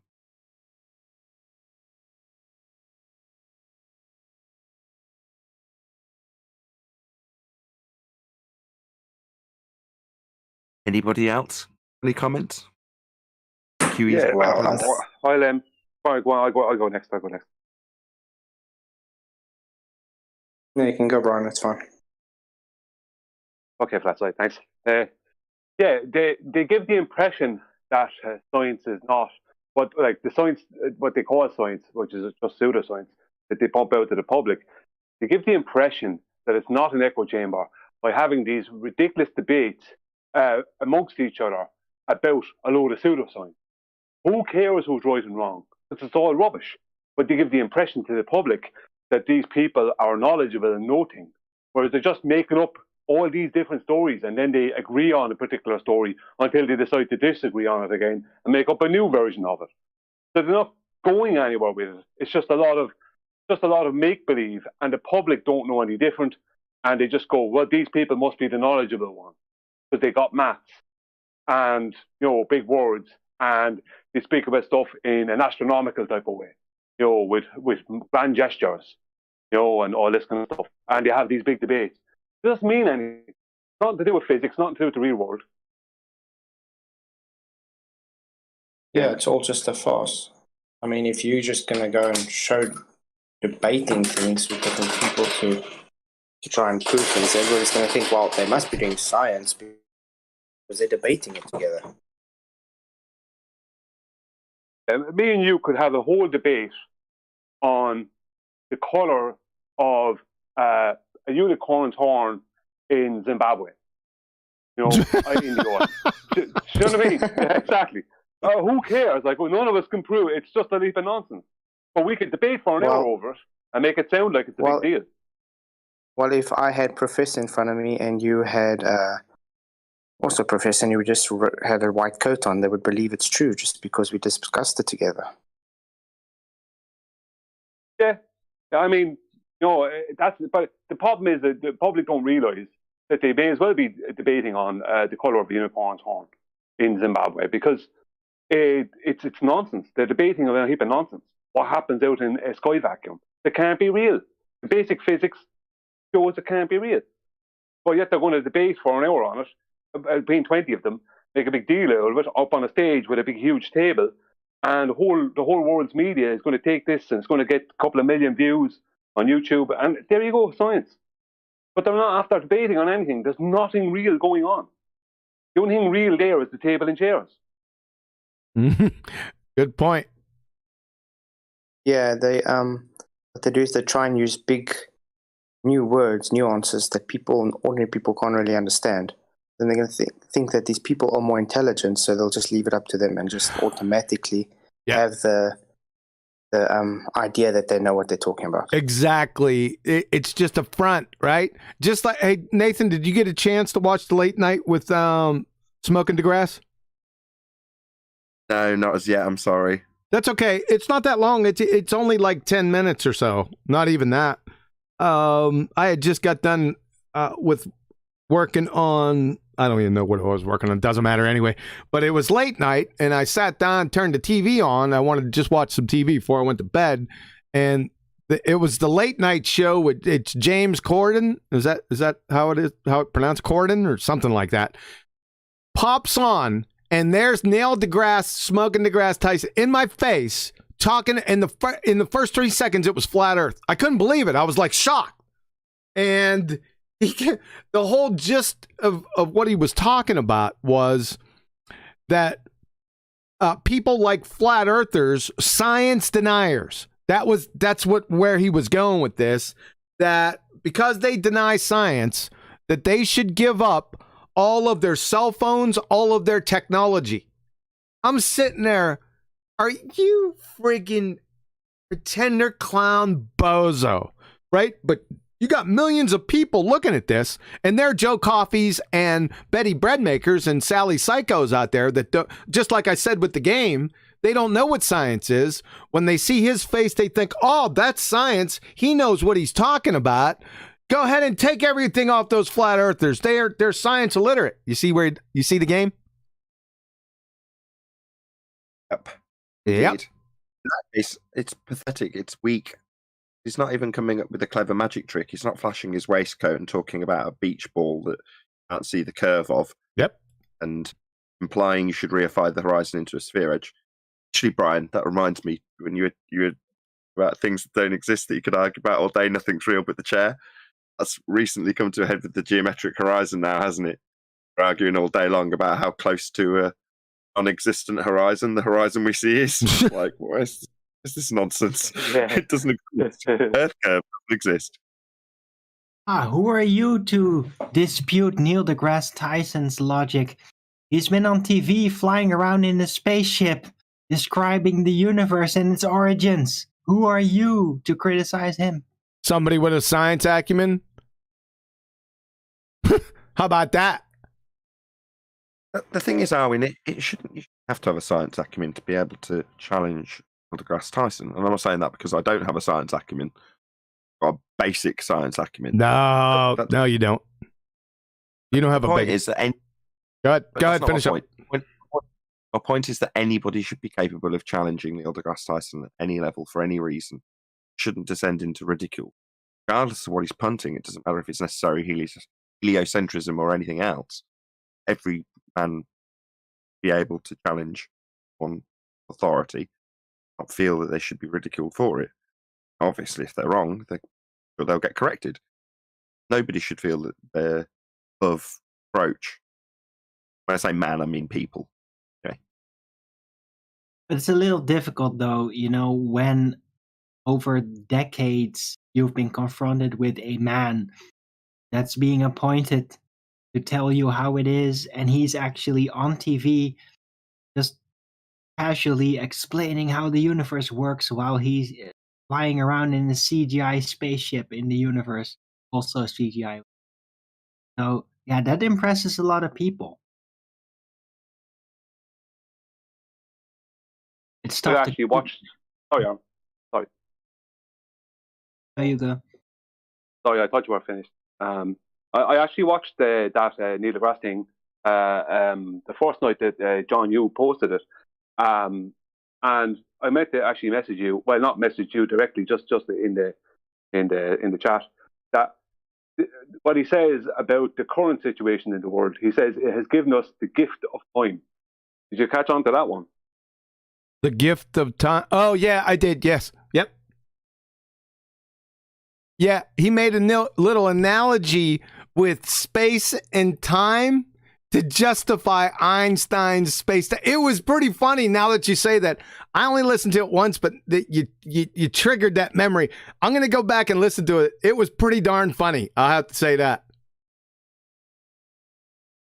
He was adding in Einstein. Yeah, he was. Yeah, because he had said that if it wasn't for Einstein, we wouldn't have things like smartphones and things like that.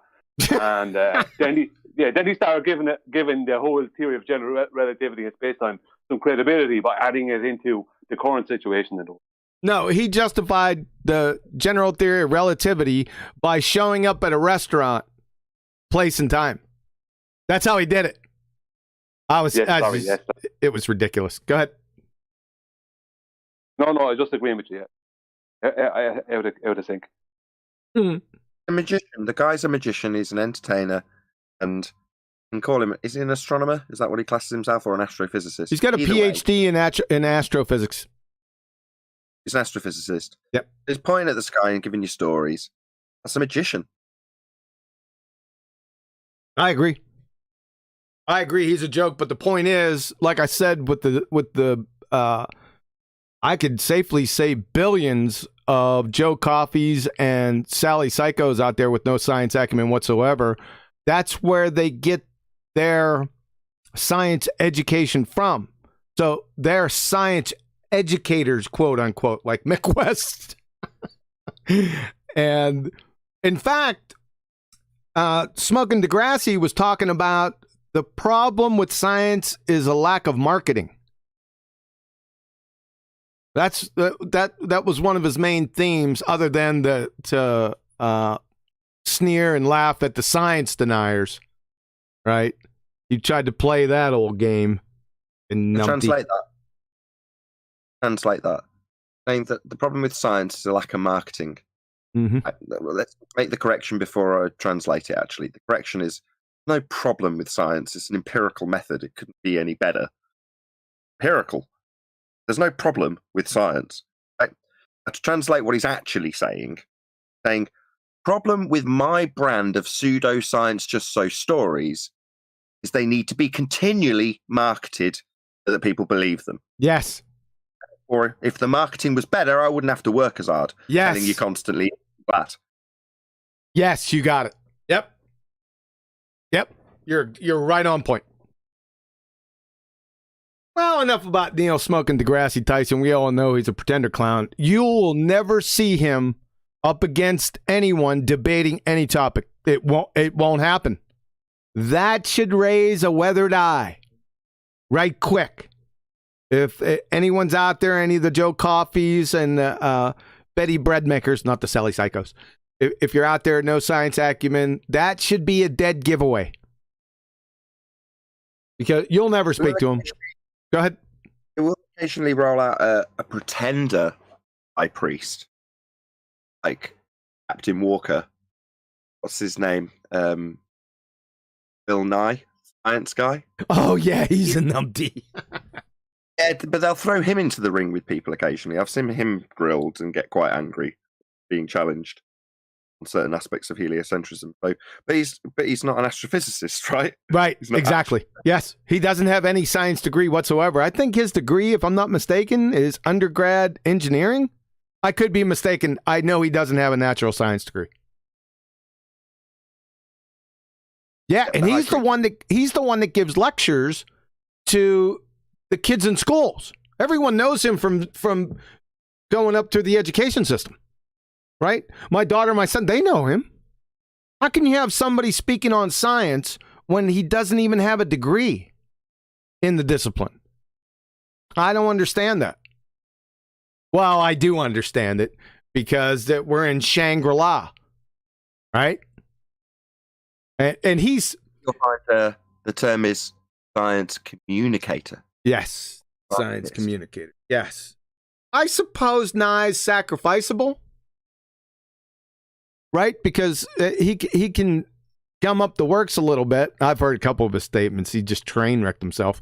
But he can be sacrificed because they can always fall back on, well, he doesn't have a natural science degree.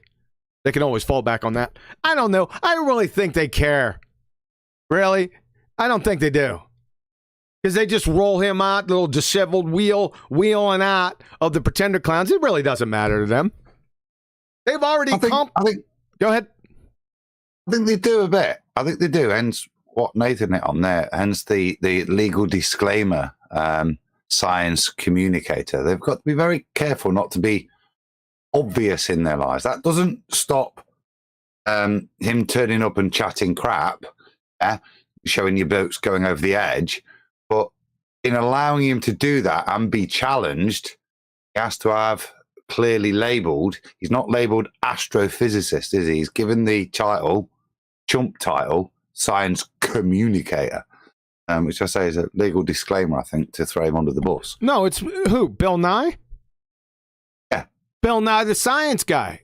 That's his moniker.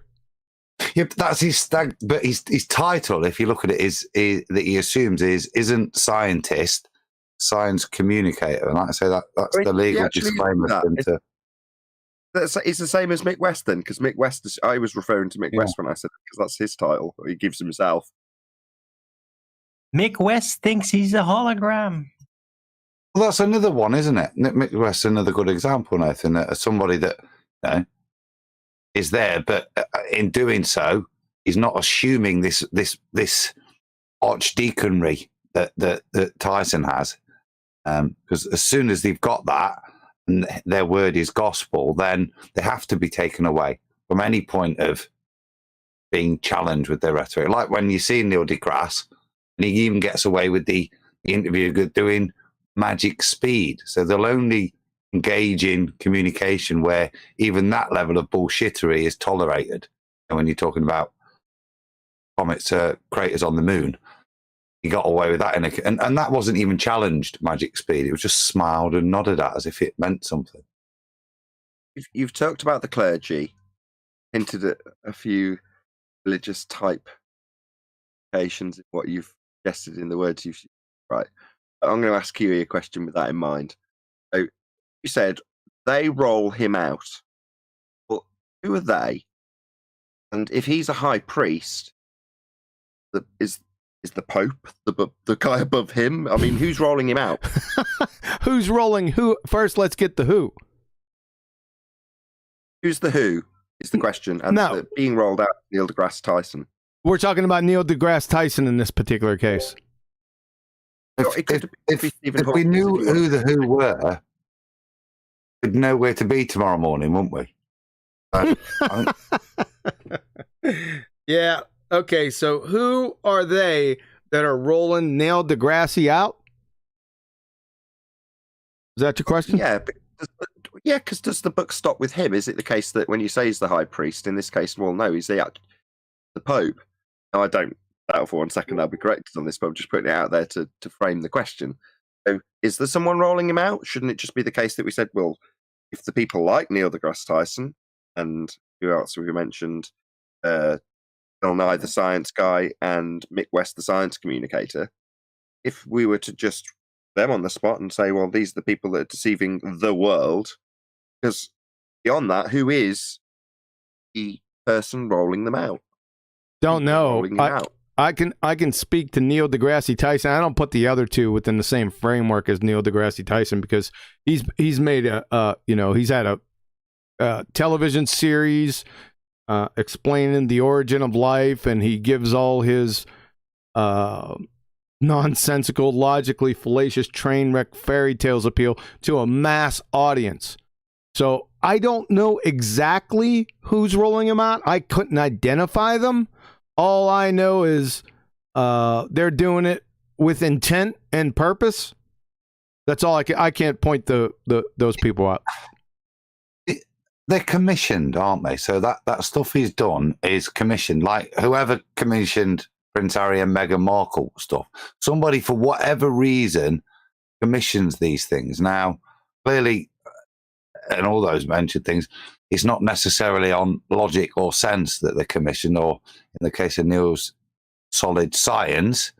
But they're done for a reason. The alternative, just because you can't quantify the hidden hand, the alternative is that he's got there on talent. So I'd probably go with the former. Yeah. Unless, of course, talent meaning he tells a good tale, in which I can see that. Right, he's I'm just saying, could it not be... Sorry, Owen, go ahead. I just wanted to quickly say he's a talented actor. He's very charismatic.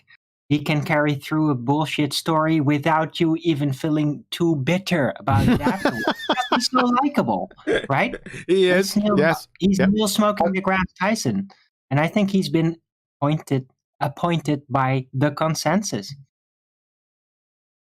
That's what I was going to say. That's a good hint of what I'm talking about. When you say appointed by the consensus, if he's just naturally a likable guy who tells a good tale, and there's a good tale to be told about the rhetoric of the world, and there's a guy out there who produces a show, or wants to produce a show, and has the connections to do it, and knows that, well, space is a popular subject, who's the best person to be my narrator? I'll pick Tyson. And just in a symbiotic way, bullshit just emanates naturally out into the world. It just emanates. Yes. It's all about market, you know? If people want bullshit stories, then bullshit stories shall be provided. Well, exactly. You know, you've seen, excuse me, you've all seen Yellow Brick Road, right? Wizard of Oz. Yep. Well, who's the hidden hand in the Wizard of Oz? Don't know. Who's Oz? Oh, inside the movie itself? Yeah. A good fairy. A good fairy, Nathan. Conducts everything. A guy behind a curtain. That's all it is. A guy behind a curtain. One guy, right? Mm-hmm. So when it comes down to these things, whenever I've sort of seen something as being grandiose and fantastical, look into it and find out that there's just one guy behind it. There's an origin. Now, it might be the case in heliocentrism, there's an origin story and a very questionable character at the end of it with very few sources that go back very far. But if you ignore that, what I'm saying is currently, if you ignore that historical factor, which is a factor, people currently are just the people who permeate the bullshit out into the world. Can focus on them as individuals. Now, Tyson spotted a niche and is charismatic and has gone out as an entertainer in a world of heliocentrism and just perpetrated that information, the right word, into society. Now, that's just him. Who's wheeling him out? Well, he is, because he's got a profitable religion to punt. And that's the religion of the day. Now, I'm getting somewhere with this. There's a point in all Yeah, this. I'm trying to figure out because he's allowed to do that. What if I wanted to do that? I mean, I'm charismatic. That's where I was going. That's where I was going. Okay. You can. You are. And you are pushing to be like him in many ways. Now, societally, they don't want you. It's the reality. Now, when you make it seem like there's a they that would make that happen, well, in Tyson's case, yeah, because the current paradigm is heliocentrism, there's a producer out there that would want to produce it, and there's a cameraman that would comfortably sit in front of it.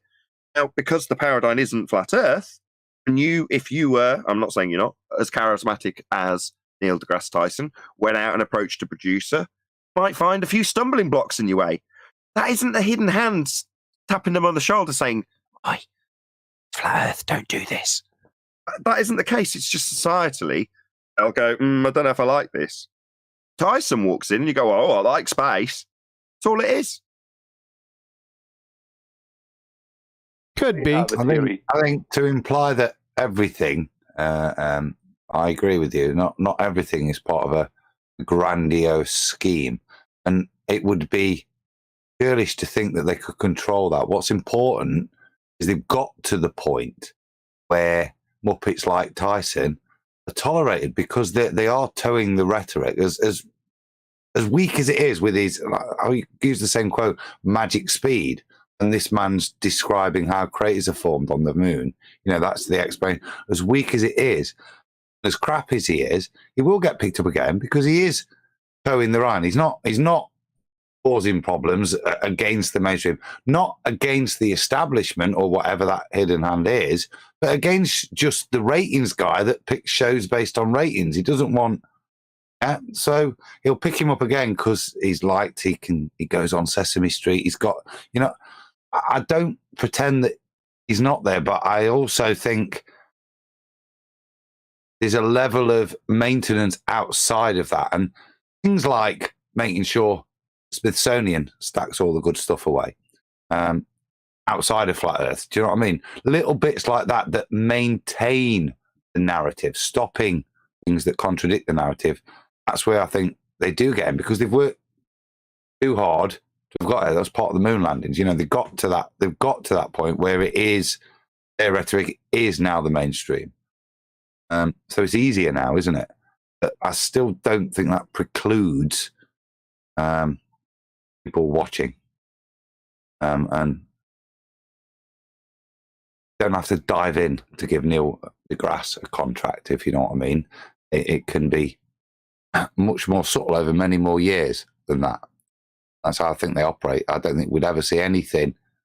If you're alluding to a establishment of some sort, I don't think you'd ever see them do anything direct. Everything's indirect over years. Well, listen, it's just speculation. I'm just looking at it like I'm thinking that it's a purposeful thing. Can I prove that? No. Right? I can only look at the results, what I see, and try to extrapolate some type of coherency back. Somebody's pushing not only him, but all the rest of the numpties out there. I'll just rest my case with that. I can't prove it, and I don't focus on it. Well, that's a good point, John. The numpties out there. If you're talking about hidden hand, you know, somebody's paying a lot of people, even unless there are these really committed all earthers. But there's something's funding that out there. So, like I say, but that's not obvious, is it? And it wouldn't be from like, they won't be getting paychecks from Illuminati.com You know what I mean? So, but something's out there doing that. Something's feeding that. Somebody released the algorithms and allowed Flat Earth to explode, and somebody tightened it. Somebody felt the need to escalate it so that it would get a shout at the Congress and mentioned specifically as a point of ridicule. All these things happen. And nobody might know because there might be a thing, a nudge with the senator, or this or that and the other. So a chain would always disappear. That, to me, doesn't imply that there isn't ultimately somewhere where guiding things are instigated. And I agree, but all of those end in people too. When you look back on the Congress discussion, well, that is literally a chain of events where people who are all under the impression that they're on a spinning ball flying through space see Flat Earth as a problem, discuss it, and ask how they're going to deal with this problem. Now, to us, we say, well, that's very telling. Could it be a problem if it wasn't a problem, if you know what I mean? Same applies to Neil deGrasse Tyson when the first words out of his mouth are about Flat Earth. Well, he's got something to lose over this. And if it wasn't a problem, he would never mention it. It wouldn't be worthy of mention. But the reason I'm pointing out is because we do live, as much as it frustrates me, in a consensus-driven reality. Now, I'm not saying that I'm a part of that consensus or I agree with the consensus in that regard. That is what you keep calling Sally Psycho and Joe Bedroom Maker or whatever. That's who we're talking about. And the more this subject is talked about, the more people like Neil deGrasse Tyson try and brace against it, and the more people raise eyebrows and potentially look into it, to the point where it does have to have the curtail, the clamps put on it by the algorithm people, and they're telling you that they're doing it. Again, that'll raise eyebrows. It doesn't change the fact that as a population, and I can only go on what I experience on a day-to-day basis, people seem less and less offended by the idea or the discussion of Flat Earth, the globe lie. That seems far from what it was in 2015, where it was like, shh, what do you mean? What are you talking, or total anger immediately. That sort of extreme reaction dissipated to the point now where it's mentioned in passing on soap operas. Just a moderate point of minor ridicule. So why would that, mate? Sorry, go on. Say, is that then natural creep, or like to the extreme of EastEnders? Is that just a bloke that it's got out there in the mainstream naturally on its own, and it's unstoppable now? It's hit the mainstream so much that they can't control it, or is it just part of a controlled narrative release? Are they in control of that? Is what I'm asking. It's both. They're definitely in control of it because they tell you how. I know from my statistics exactly when they're doing what and how they're doing it. And they often will disclaim it and put it into the terms of service under some particular bracket. Nevertheless, I know what's going on and I have to react to it. Sometimes I have to work harder. Sometimes I don't have to work as hard. All those sorts of things. But I'm informed. And most of the time when I read between the lines, I say this is on a reactionary level to the consensus, to the general populace and what they're looking at and what they're interested in. Now, that can't be controlled. It only has to be reacted to if people are interested in it in the first instance. And times it used to get me down in the first couple of times it happened on YouTube, because obviously I'm a YouTuber. And when you're having your exposure cut for the sake of argument, the first time it was like, oh my God, this is terrible. But then you think, after the fact, when you kind of get over it and realize you just got to work a bit harder to get around that, you start thinking, I've had to react to this. In other words, it's only a problem if it's a problem. Now, who's it a problem for? Not the general consensus population, because they're not throwing riots over it. They're mentioning it in the same way it's mentioned in the soap operas. Passing discussion about somebody who might think the Earth's flat. That's it. No, right. So that's the next bit then, Nath. Right. So the point I've seen this on EastEnders is what they didn't say was how can you have gas pressure without a container? Right. They didn't black swan anyone. They went, I've heard there's no flight. No, I'm not saying it's not flat. It's just that there's no flights over the South Pole. It was a very weak representation and not an argument any of us would present as flat earthers. Yet we were strawmanned. Hey, well, to use Neil deGrasse Tyson's lingo, I'm talking specifically about us here now. I know there's a live audience. I've got a commercial problem. We've got a marketing problem. Because why is it that is the so-called cream that's risen to the top of flat Earth. Well, that's what's discussed in the most part by the majority of people who come to this subject. Well, that's for a reason as well, in terms of if you wanted to go down the conspiratard route of talking about controlled narratives and all those sorts of things. Well, the way people came to flat Earth in the first instance, 14, 15, was by the controlled narrative, by their version of flat Earth, with ice walls and domes and boats falling off edges, all that sort of stuff. And those were the things that started to get investigated and still to this day get talked about. While we end up fighting internally with people over what is number 2, not number 1 anymore, but for some people it's still number 1 globe demolishment argument you can have, which is how gas pressure without a container, as you just mentioned. Well, why would it be that we're fighting amongst ourselves and the narratives that rise to the populace, point where they're on a soap opera, are the crappy arguments? Well, that's our fault. In other words, we'll have to do 2 things. Take a bit of deGrasse Tyson's advice. You've got to be charismatic and market well. Well, we need to market our arguments better to our own audiences. We're moaning, and it's like the downtrodden celebrity that isn't getting the work but bleats about it rather than trying to get more work. We need to market what we have better to the people who are listening, because they are the people who would potentially parrot it in the same way we talked, or Quantum Eraser's presentation talked about the people who go to the priesthood and parrot it to us only to be demolished and then try and ridicule, which is where they lose the argument. If more of us were parroting arguments that were good, like gas pressure without a container or the black swan, to name a couple, then those would be the arguments that would be talked over the bar in metaphor, because it's on a soap opera, that's not reality, but metaphorically, that's what's occurring across the country. Now, across the country, most people who come across the subject come across the majority of the people who are talking about it with crap arguments. We need to be better. We need to be more popular. Everyone in this panel needs to be more popular, so that we're more respected in our community and our arguments are disseminated amongst our people. Therefore, they're talked about in the bars, because that's what the video is being made about. Not about incoherent dielectric acceleration. I'm sorry to say that, but we've got winning arguments, and the investigatory part of the arm of what is called flat Earth be arguing with the people demolishing the globe. That's the way I see it. Only holding us back. I'm all for people investigating the nature of the world. That's a very separate issue, like studying explosions or something, to demolishing the globe and the rhetoric that's prevalent amongst the Western world. Again, that's our fault. That's our problem. And it's us and our marketing. And we can do something about that directly. I'm in charge of my life. I'm working very hard to do exactly that. And I'm very proud of myself for doing it.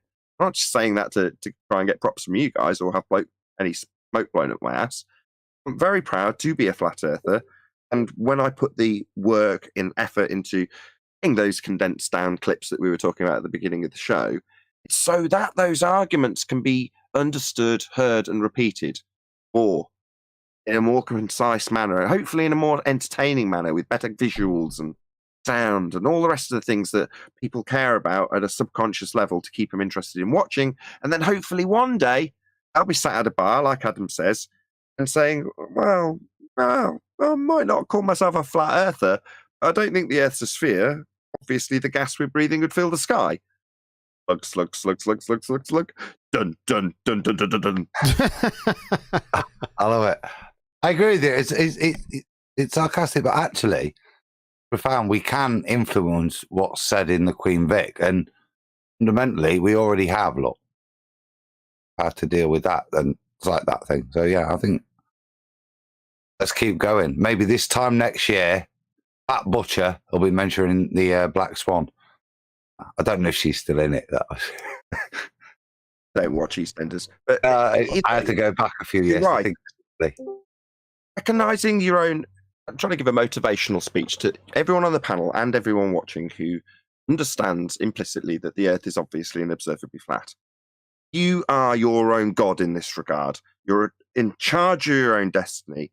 And how good you are is down to how much effort you want to put in and how often you disseminate the information.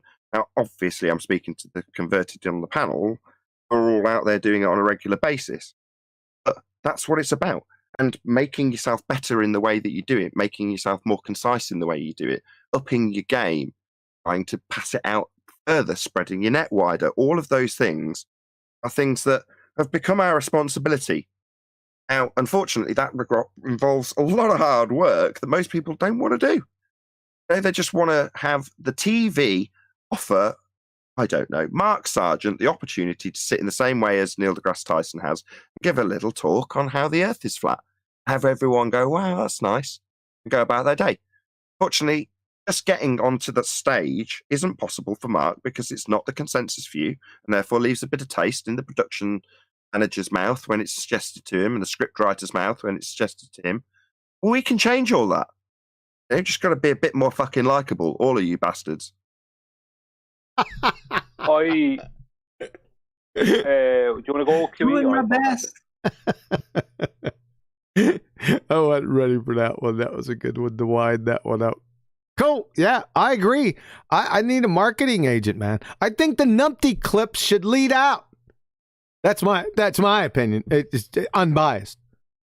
Exactly. The numpty clips are the perfect example of this. So this is QE upping his game, going to a huge amount of effort, and I know because I'm dragged into it, going to a lot of effort to actually produce something that is concise, humorous, entertaining, visually nice to look at, nice to listen to. It takes a lot of work and a lot of knowledge. You can't just produce those clips unless you know what's going on in the argument and how it's funny. So that's QE giving an exact example of this. We all need to do the same. We all need to up our game. There's a commenter going around saying, look at the flat earth decline in statistics. Well, there's two ways you could respond to that. I know damn well exactly what the statistics are doing and proactively try and increase my output or increase the quality or do something about it. Not everybody has that attitude. It's easy to take the attitude, it's a conspiracy. It's because they're cobbling us. It's because they put us out to less people. It's because they don't give the notifications out to our own bloody subscribers. I could bleat all day. Would that do anything? No, it wouldn't. No, not at all. I could write a little letter to YouTube and it wouldn't do anything either. I have to do something else. And being proactive about upping your game, increasing your output, if that's what you want to do, increasing the quality of your output, decreasing your output and polishing it up to a much higher standard, anything that increases the likelihood of the person watching either enjoying it more and therefore passing it on to next man, because that's all it's about. It is just marketing. Grass Tyson's right. Going back a little bit on this conversation, I couldn't come in earlier. I made a speculation video recently that stated that the reason that they keep teaching gravity as a force, schools and colleges and even universities, only certain people end up learning theory of general relativity. The reason they've continually taught it as a force is because, this is my speculation, because in every space video, moon landing, you name it, they all show gravity as a force. But everything they show in every one of those videos, including the ISS, everything, has nothing to do with the theory of general relativity, as there is no mass attracting mass. So they have no explanation for that. So 54 years before the moon landing, Einstein threw all that stuff out. But then 54 years later, 1969, NASA comes out with a force of attraction between masses. So I think the likes of Neil deGrasse Tyson and Mick West and all them, I'm not saying that they are in direct communication with all these people, but I think a lot of these people are allowed, they're promoted and allowed, because they've learned all this nonsense, they're allowed to push it out into the public. They'll be the ones with 1.2 and 3.2 million subscribers on YouTube, because they need to keep that mass attracting mass going, because every space video shows it. But they know the time is coming when they can't go back to the moon. They can't do it because they can't pull it off now, because they know that they can't do it well enough to convince people. Because in 2013 or 15, the Gravity movie came out with Sandra Bullock, and that was as good and better than anything we've seen. So they can't do it. So they're in a tricky situation, and they need flat Earth, but they need it to be brought in the way they want it brought in. But at the moment, they're going to keep the nonsense going. That's my speculation on it. Thanks. I'd like to shout out a super chat. Glenn's Maelstrom. Appreciate it, sir. Don't mention it, guys. I am mentioning it. Just a token tip. I appreciate that. Thank you very much. Want to wrap this up, guys?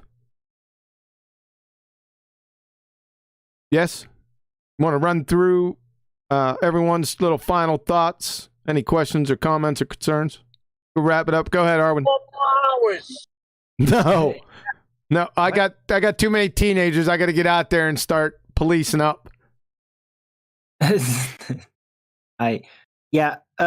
Great show again. A lot of format talk. I like it. Yeah. Don't have really much to add, really. It's just like everything said. Cool. Channel shout out? Yeah, Flat Earth Early Bird Show. 1 p.m. Amsterdam time in the weekdays, 2 p.m. Amsterdam time in the weekend on Arwin channel, ARWIGN. Hope to see you there in chat. I thrive on curiosity in chat and people that are willing to uppen the game with good questions, which I can respond to, right? Otherwise, sometimes it gets a little silent when people think it's too early. Early bird show, yeah. Hey, Arwen, put your link in. I can't put any links inside. My chat's not working. So can you put your link over in the main channel? I will. Appreciate it. Thanks, Arwen. Brian, Yes. channel shout out. Thanks, Kiwi. Really enjoyed it. My channel is Brian's Logic. Like and subscribe. If science proves the globe, that means that the globe is a cause and effect relation. Thank you. Thanks. Broken Curves. I got you off mute. Go ahead. Yeah, it's a great show, man. I think I agree with Nathan, though. Like, prior to January 2020, I was a Glober. I think it's because Flat Earth had really bad arguments at the time. Like, I didn't have an answer for gas pressure without a container. I really didn't back then. But, like, I thought I was measuring Earth curve. So whenever, that argument come up and there was a curve calculator put out there to ask about something we see, I was like, well, what's it matter? We're looking behind curvature, So, when they said, the horizon's refracted, I was like, well, you're not measuring anything then, Yeah, you got it. Oh, he just took. Oh, okay. Is that it? Is that all you got? Oh, yeah. That just pretty much the arguments that are out there are such crap. I think that's one of the things holding Flat Earth back. Bro, such crap. What are you talking about, man? Hey, you been to my website? No, I ain't talking about your arguments or the people like at Nathan's show. I'm talking about the ones out there arguing in the trenches. They get caught up on silly stuff. Yep, exactly. I was preaching against that last night, 24/7, and a couple other places. Just use the arguments. They're real simple. There's only a couple of them that you have to master. Don't go down the crazy roads, right? Use the black swan argument. You could use the Solar or Flight or the Evolved Sea Sparrow missile. I got those on the channel. They're all written out for you. If you don't like the black swan, I don't know why you wouldn't. That just kills it right there. With rotation, you can go with vestibular apparatus, the inertial frame viewing of movement of the moon and the stars. You can go into the Coriolis effect if you like. I would suggest not to. However, you can do it if you have the acumen and gas pressure without a container. That's it. Just master those arguments. That's all you need to do. And you can crush. It's already crushed. Don't go down. Don't let them guys drag you down incoherent roads that you don't know anything about. Don't go down roads where you have to, speak at length for an hour on a topic. Be concise as possible and just deal them a death blow. The arguments are already there. Snatch them up. Make them your own. That's all you got to do. The work's already been done for you is what I'm trying to say. Right? And it pisses me off that people don't do it. I went into Jim Panda's server and within 30 seconds, they were arguing that they were certain that certainty couldn't exist. Oh, God. Yeah, that's what I'm talking Yeah, about. because it was that bad. It was Paradox. Oh, that certainty doesn't exist. Did you ask them if they were certain? You know I did. You know I did. All right. Yeah. All right. Thanks a lot, Broken Curse. Appreciate it. Flat Earth Data, what's up, man? Questions, comments, concerns? Quickly. Oh, sorry, man. I got you on mute. Sorry about that. Go ahead. Sorry about that. Good show. I wanted to mention as well, anytime you talk to the average person, the Black Swan's a great argument for somebody who's known the situation or aware of it. But the average engineer, the average landscaper, if you approach them and you ask them logically at 1 foot observer height, is the ball edge horizon 1.22 miles away, without even aware of the flat Earth debate or the argument that the globers have versus each other, they'll say, no, that doesn't make sense. Right. And then if I show them the radius of the Earth based on NASA, no joke, they'll say, well, NASA's lying. Then for that brief moment, they'll conclude the logical reasoning that it's impossible to have a curvature 1 mile away. They'll still go, they'll be in it for a second, and then they'll pop back out. But it's really just that easy to be able to reason. Yep. By asking that one simple question. I agree. And I find this is my position. I've always held this argument is what causes the apparent junction of the sky and ground, Earth curvature or your eyesight. And I've been doing a book logging all of the responses based on that one question. And wait till you guys see it unfold. It is a beautiful masterpiece that I'm collecting. I bet. Anything from Scott Veach saying that the ground doesn't rise, it actually dips, but perspective happens faster than the curve of the Earth. This is what I'm dealing with in collecting data, to the point where it's really that simple to appeal to somebody's logical reasoning. Yep. They think the Earth cannot be that small. I agree. That's the average Joe.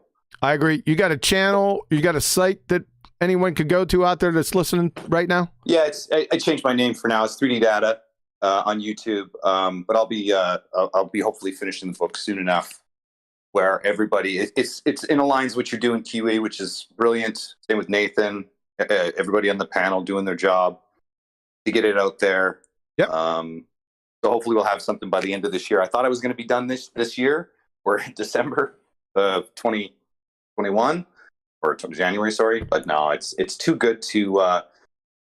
It gets better now that we've got PNS showing up. You know what I mean? It just gets more ridiculous and more absurd. When you get your website or you get a YouTube channel, you need to send me that link so we can get that people over and to that information. So when you have that, PM me and give it to me. All right. Do that. All right. Flat Arthur, what's up, man? How's it going? Yep, you're up mute. How's it going, sir?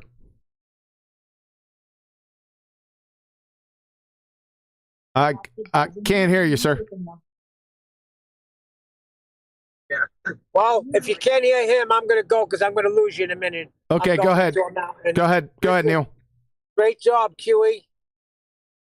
Thanks. Keep it up, and I think you got to drop anchor again at another time, because they're still going to talk nonsense. And it may even get worse with this dielectric acceleration. And nobody interrupt me, all right? Show your screen. All right, Sasha. Do I got him, Sasha? I'm sorry, Sasha. You're still on mute. Go ahead. Before you go to Sasha, one of the things we missed Flatzoid, so we'll go to Flatzoid next. But kudos to Flat Earth Data. We're talking about upping our game, and best argument is about the horizon. The horizon's not Earth curve.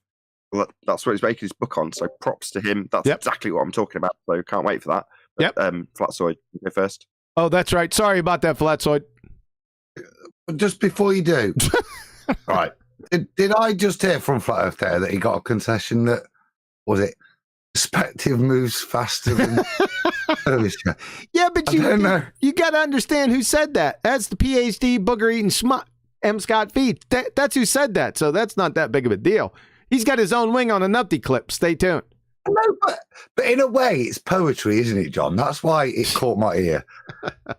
Too funny. I can't wait to see all the answers. They'll be double speaking, contradicting themselves. It's hilarious. I'm following what he's doing. Yep. All right. Can I go to Sasha now? I haven't heard from Flatsoid yet. I'm sorry, Sasha. Hold on a second. Flatsoid.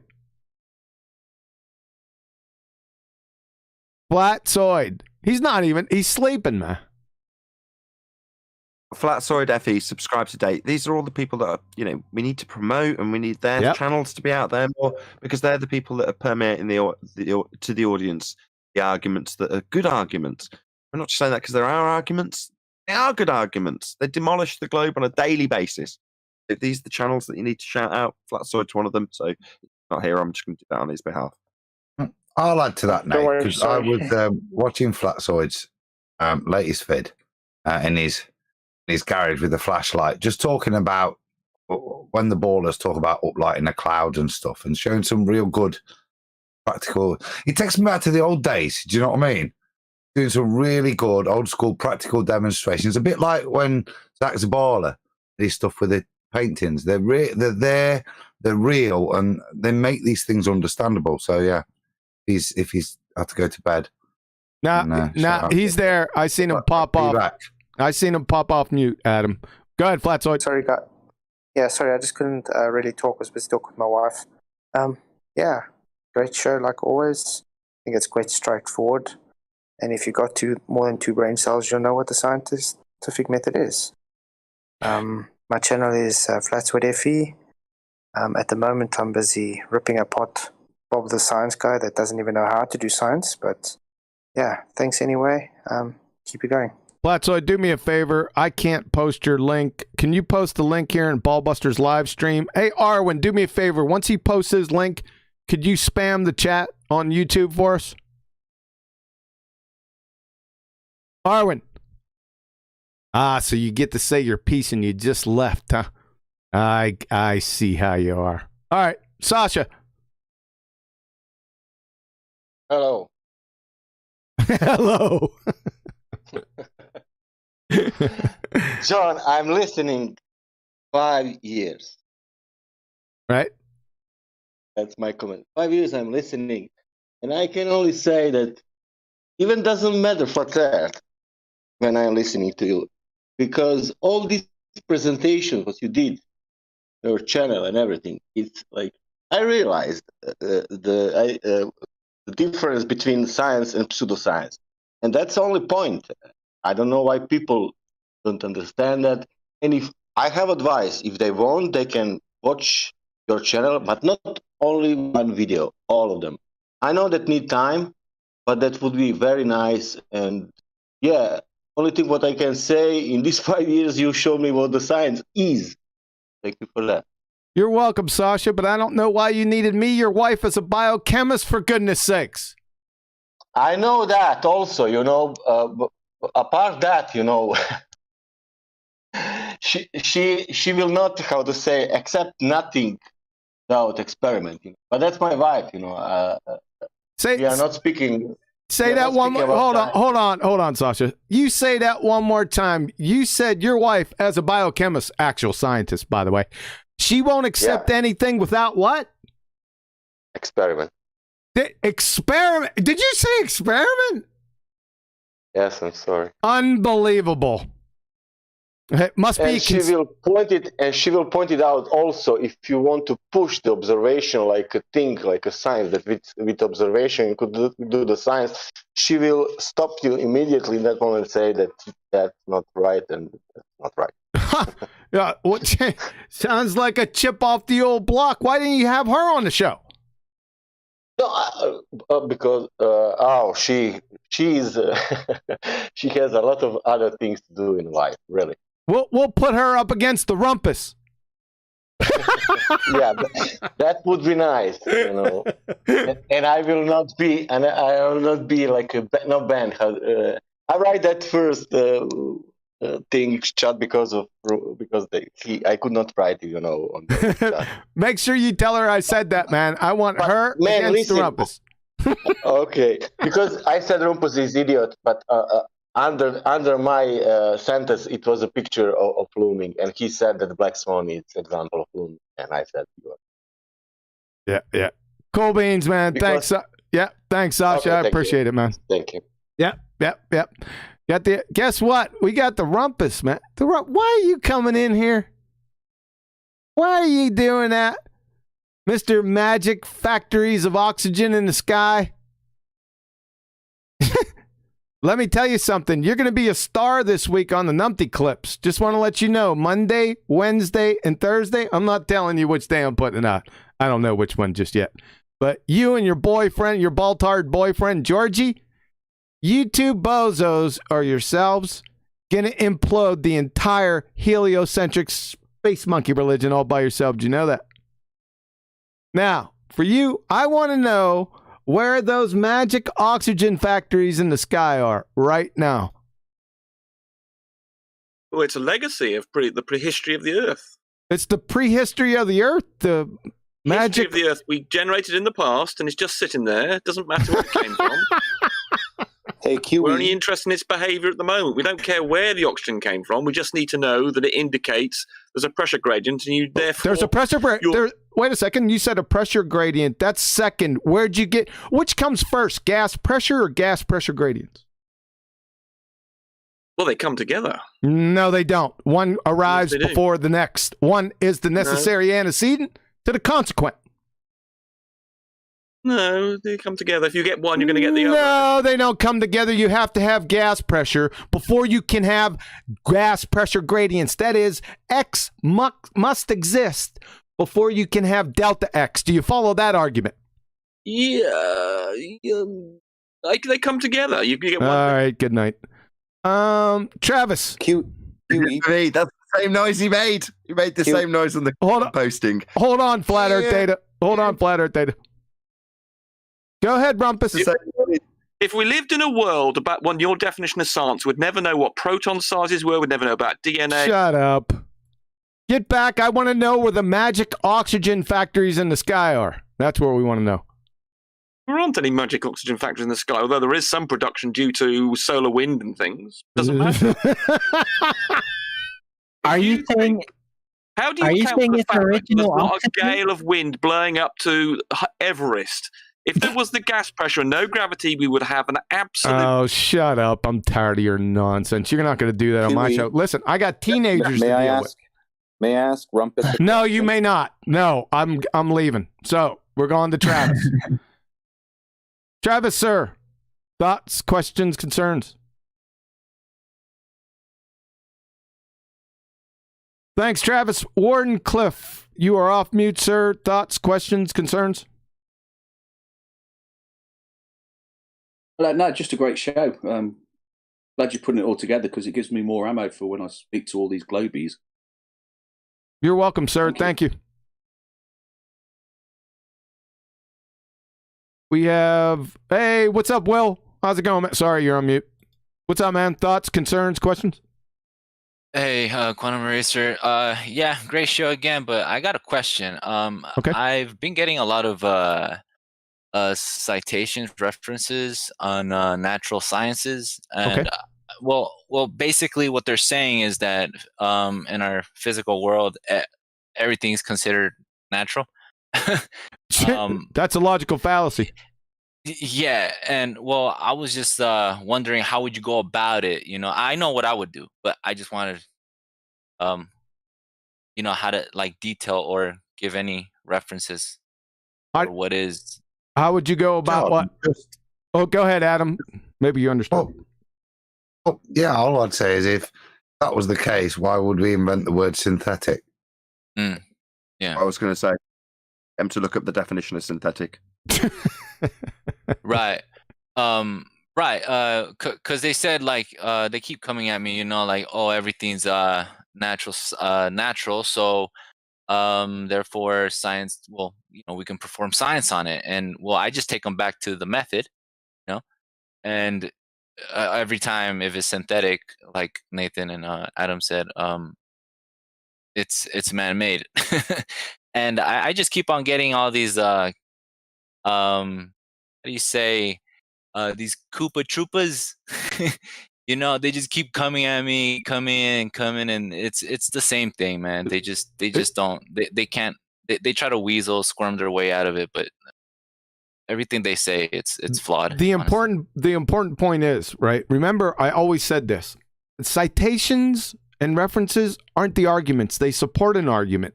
However, if you post a citation, you have to be able to demonstrate that it's true, because on their face, every single citation is a baseless assertion fallacy. So always remember that citations aren't the argument, and they don't make the argument.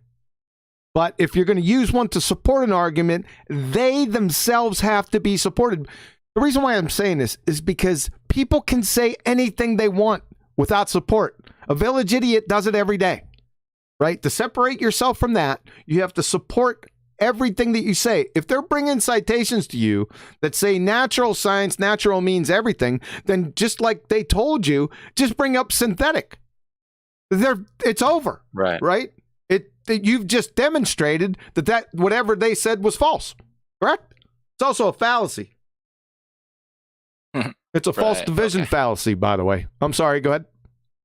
No. I'm agreeing with you, and yeah, that's pretty much what we always, well, they always try to get away from, you know, whether it's natural or synthetic, and well, yeah, that's all they have. Honestly, they have nothing.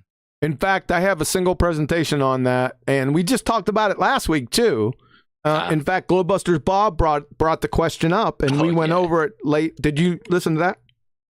Yeah. I even told him to come on Discord, man up, and ask. No, sure. It's a good question, because there's a lot of, even though it's easily reconciled, it's still a good question because there's a lot of misinformation out there.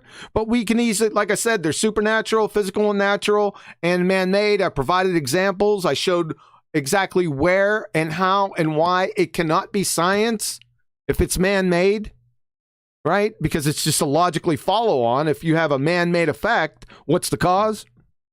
You know it. Yeah. Of course. Yeah, of course. Yeah. All right, Kiwi. Thanks a lot, Quantum. Hey, appreciate it, sir. Thank you.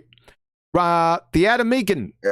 Before we move on, reiterate the conclusion to that, because it got lost in a lot of agreement and back. Sure, go ahead. The conclusion, and Will already knows this, that's why he's asking, that if you put it through the method, that is to say anything synthetic, anything made by man, that through the method of science, what's the cause? Well, a man making it is the cause. You're always going to get the same independent variable as established, because a man made it. Therefore, it wouldn't exist if a man didn't make it. Therefore, science is only interested in the natural world. Now, we don't always qualify this, but it's natural science that we're talking about. Physics is natural science, the study of the natural world, not the man-made world. Anyway. Thanks. You just removed another few minutes away from my Philly cheesesteak pizza. They got a bunch of pizzas out. I'm not too big on the barbecued chicken pizza or anything like that. But my daughter said that the Philly cheesesteak is really good. I have my doubts, but I definitely want to get there. So, Adam, channel shout outs, final thoughts, man. Philly cheese. Yeah. See, my palate isn't as refined as your aristocratic palate is. So I'll do Philly cheesesteak pizzas, man. And wingies. That sounds, I told you. Wingies again last night. We ordered pizza last night because the wife was away. But as a little treat, you had to order sides. So for Archie, wingies. There's no choice. Wingies, yeah. Which, like I said, he repeated at great and annoy his brother. Yeah. John, can I share screen? No. I promised you. No. Can you? Adam, I'm going to wring your neck, man. No, but you've just got to go into the renamed Nebuchadnezzar. That's Nebuchadnezzar. Well, I knew it was that, but all right, hold on. I assumed it was Matrix based, but all right, I got you. 1 second. Skype chat. Yeah, I got it. 1 second. as promised from the beginning of the show, if you would pull it up and stop interrupting me. That's brilliant. Yeah, you should. Well done, Adam. All right, hold on. Give me a second. Go ahead, smoke them if you got them. Give me about 2 minutes. My Skype's running slow. I've sent it you, Nate, for a thumbnail. Point. I'll check it out. But while that's going on, I'll reiterate what I was stressing earlier, which is that we want the bar talk to be about the good arguments. We've all got to up our game. And as an audience member, you're part of that, which is to say that watch, subscribe, share the clips, stick them on Facebook. We've been sticking them out on Instagram, chopping them up and putting out sections of them.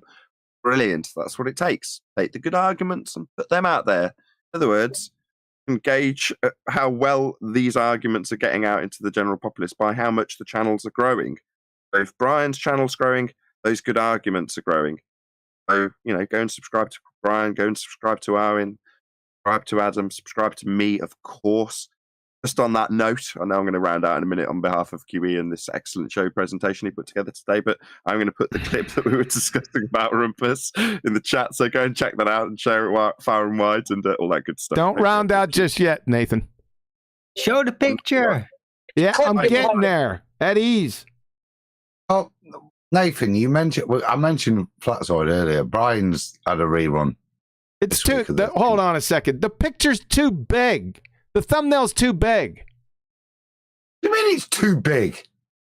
Just show screen. Oh, I think I got it. All right. I think I got all of it. There it is.